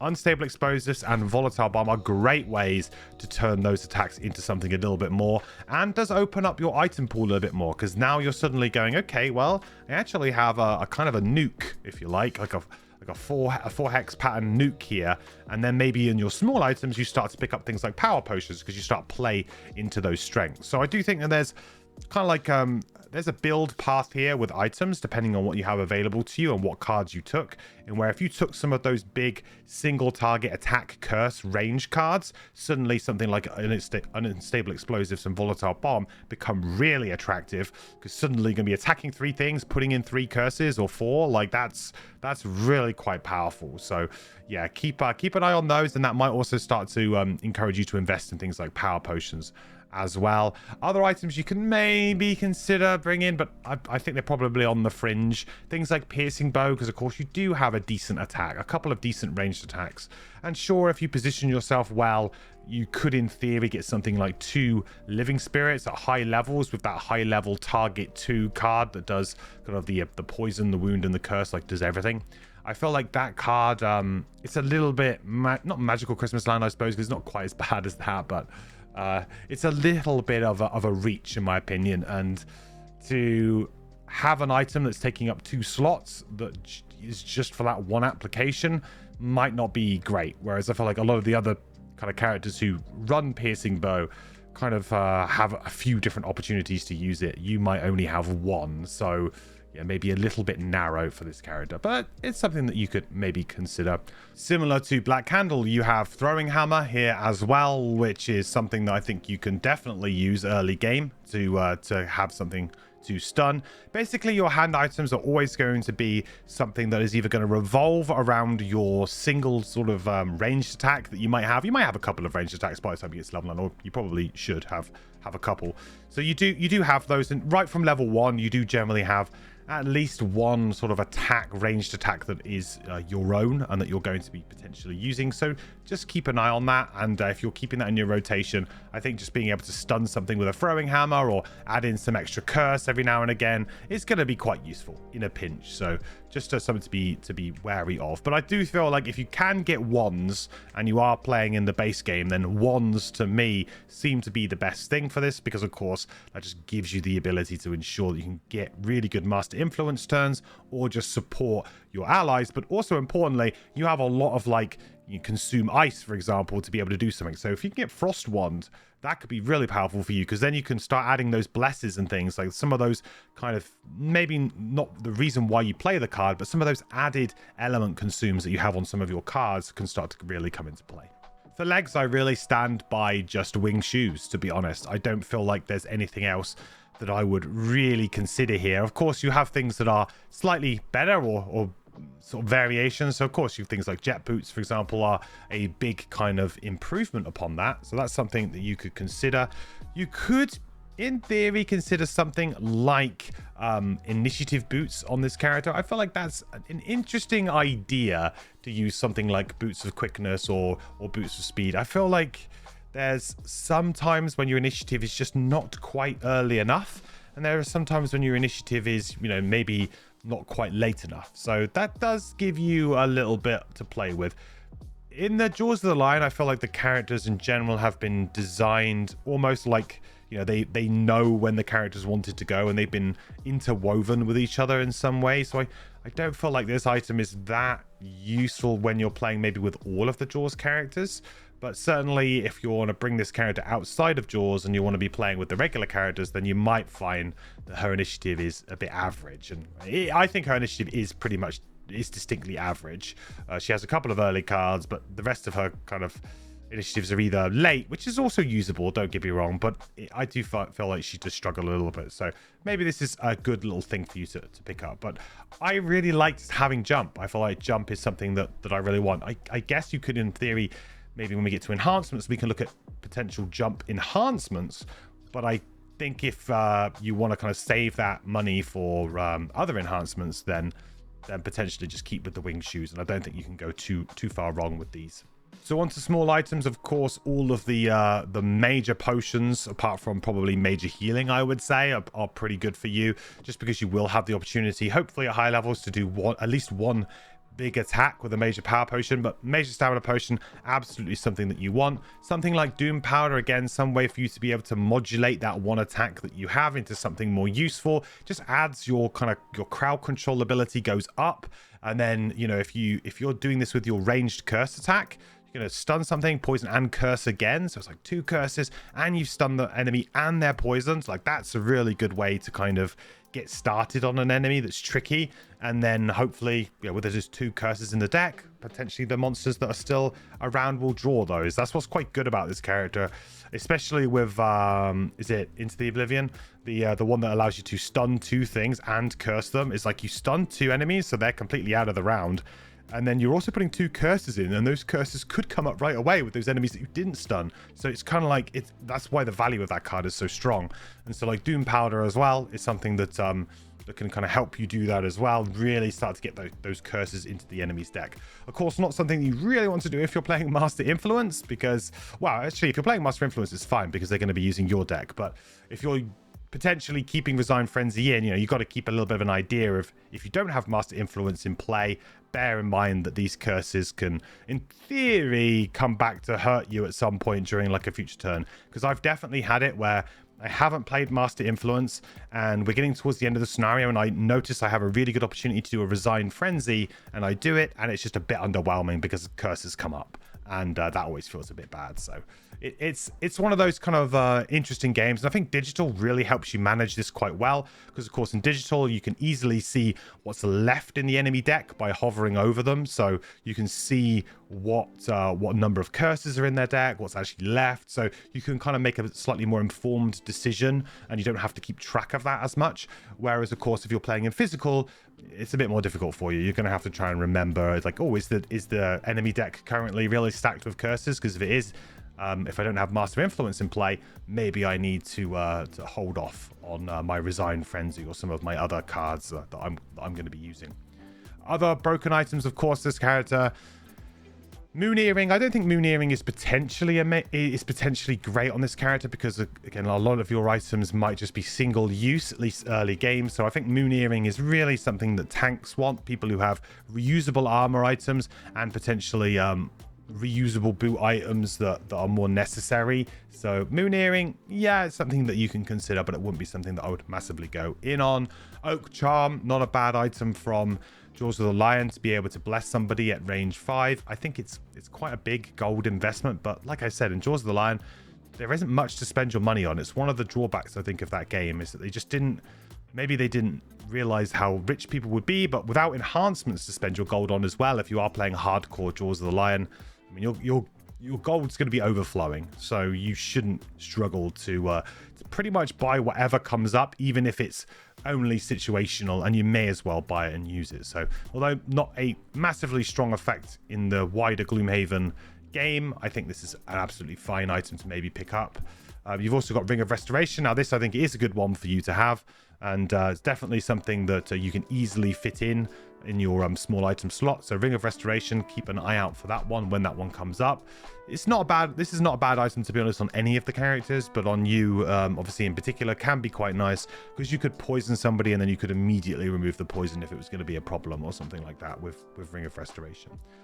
Other broken items that, of course, are always going to be quite strong: Star Earrings, Second Chance Rings, Sun Earrings, anything that allows you to Anything that allows you to get cards back, really. So Star Earring, Sun Earring, maybe less so. I guess the heal could, in theory, get rid of a poison off of you. But actually, Sun Earring, yeah, I would say is the same as Moon Earring. Not really worth it for you. But Star Earring, of course, getting back 2 cards, that's incredibly important. Stun Powder, another easy, cheap item that you can add here to give yourself some flexibility, be able to stun something in a pinch if you need it. Second Chance Ring is something that I think this character could potentially make use of, just because of, like, if you wanted to have, like, a big Master Influence, like on the first turn of the game, you wanted to play Master Influence, and then you want to do something else, and then like generate an element, and then you wanted to Second Chance Ring, and then you actually wanted to use a big attack like Resigned Frenzy. Like, there's a couple of turns where you could set something up maybe, but I feel like Second Chance Ring is less important on this character than it is on, say, other characters that have, I think, like more explosive second chance sort of turns. But there's still some shenanigans you can do, just not as strong as potentially with other characters. But yeah, so essentially for this character, I think it's very simple with items, really. You're just looking out for useful support items that can help your buddies out, and of course make sure that you're getting the best stamina potions that you can, and of course getting anything that will allow you to modulate that one attack that you might have, because that could be very, very useful too. Okay, let's take a look at enhancements.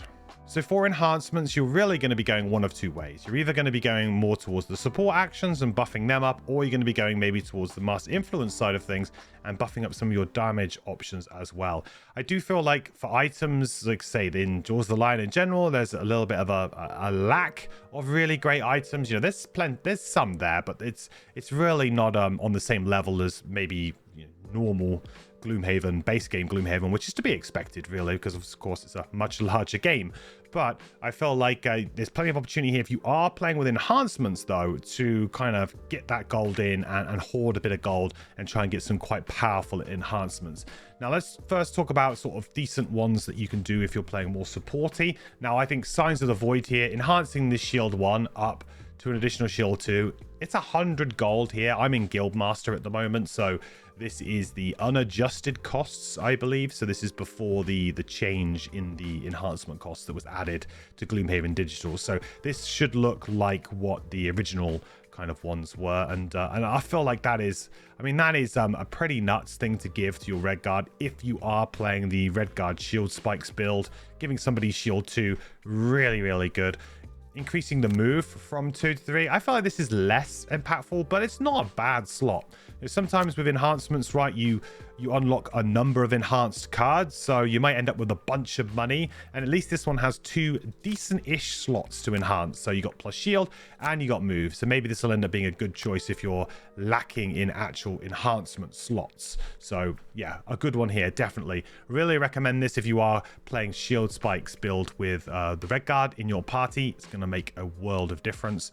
If you want to look at something like Close to the Abyss as another support action here, this range to me is the most limiting factor for this card. So whacking that up to range 3 is going to make your life so much easier.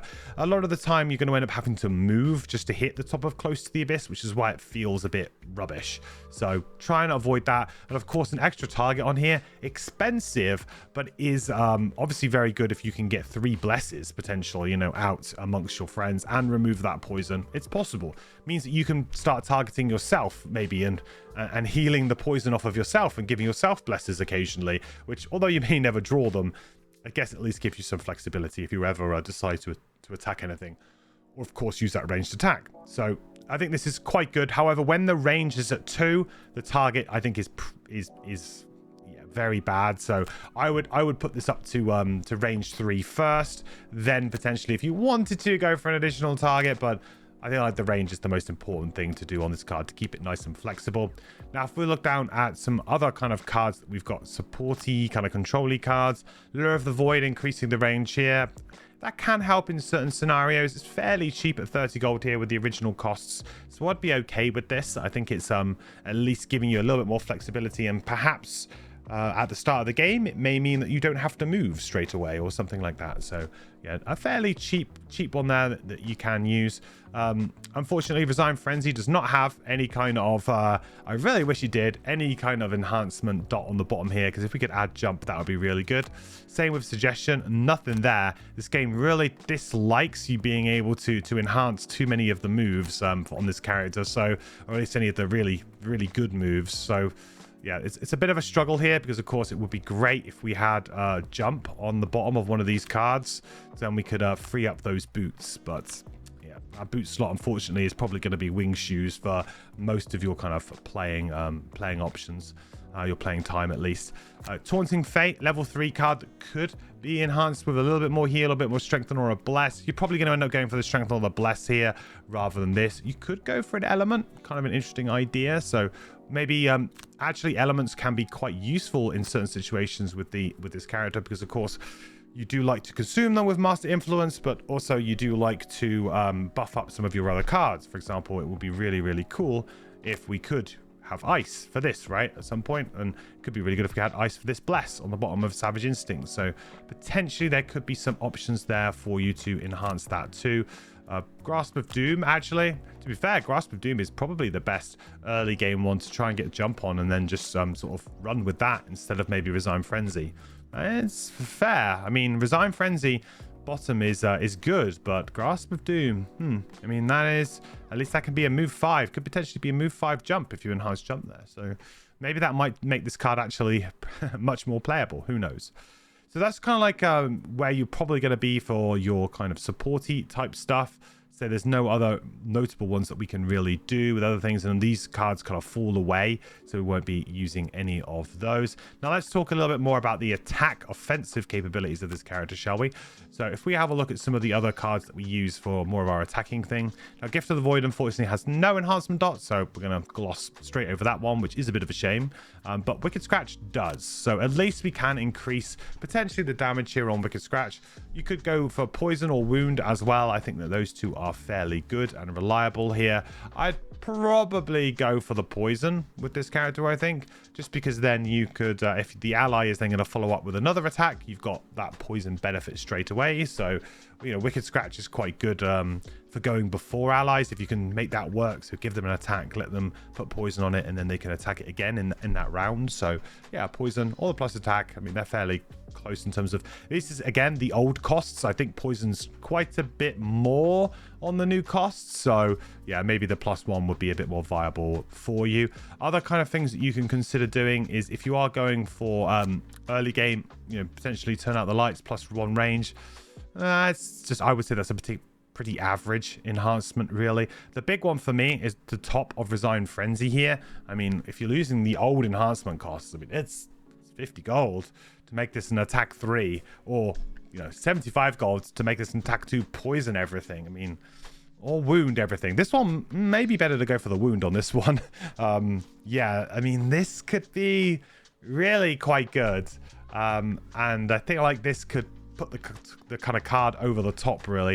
If you're playing Master Influence and then play top of Resign Frenzy and poison everything in the room, that's going to feel very good. That's going to really set yourself up for into a winning position. So yeah, Resign Frenzy top, probably the best of the burns. And typically I don't recommend players actually enhancing burn actions, because you can only use it once per scenario and then it's gone, right? Unless there's some other trickery going on. But this could be strong enough to really warrant it, and the price is not terrible. You know, this is very achievable by average sort of play, I would say, an average looting across the scenarios. One bottom action actually that I forgot to shout out here is Freeze the Soul bottom. Could go up to potentially a range 4 with stun. That would make it much more playable, much more playable. So this could be a nice early game enhancement to just sink a little bit of gold into if you've got it, and then maybe sell the enhancement once you're finished with it, and put it onto something else, because of course this card isn't one that maybe is going to see you all the way through. So there was the Voidwarden. Quite a tricky character, I think, to play really well. Definitely a support character that has a lot of other kind of angles that she has, much more so than maybe some other support characters that might come up, making her quite a versatile one, actually. which is quite nice to see, because sometimes when you play a support character, you kind of have to sacrifice a lot of your damage dealing potential or other things that you can do just so that you can kind of keep everybody else ticking along. Well, I think you can maybe do that with this character if you want to, but there's also certainly plenty of room and plenty of card slots for you to have a couple of good damage dealing things to help kill things and move the scenario along at all, which might make this kind of support character a better one in a 2-player situation, because at least you're going to have some options when you level up to sort of swap in a few cards or maybe change what cards you take just to kind of better reflect the needs of your party. But yeah, certainly a very difficult character, I think, to get the full value out of. I think a lot of the time it seems like it might be easy, but actually to try and reliably get Master Influence working and consuming that element each time to get that value is actually quite hard. And although it's very rewarding, I think it's a lot more difficult than maybe the game initially sort of sets on and lets on. So yeah, but this character I think is a good one, and it's one that I'm happy to have in the roster, and certainly has some nice synergies potentially with like the Mind Thief and maybe some other characters, maybe some summoning type characters as well in the standard game. So plenty of opportunities there for us to play around with that as well now in Gloomhaven Digital. A big shout out to all of my supporters over on Patreon and over on Twitch, and especially to Mike Kira for the legendary support on Patreon. Thank you, dude. That's incredibly kind of you. If you would like to catch me playing Gloomhaven or talking about Gloomhaven live, come over to twitch.tv/mandatoryquest every Monday, Wednesday, and Sunday, and just hang out. And Sundays is usually when we play community games too, so if you'd like to maybe play some multiplayer with me or other members of the community, then come hang out on a Sunday. Okay, all that's left for me to say is thank you so much for watching. I will catch you in the next video. Bye. I think still, yeah. Oh, Scout that's the blessing from Jeff. Yeah. That's the blessing from. Isaac, at this point, can we get your approval to add an additional attack modifier deck for allies in the digital version?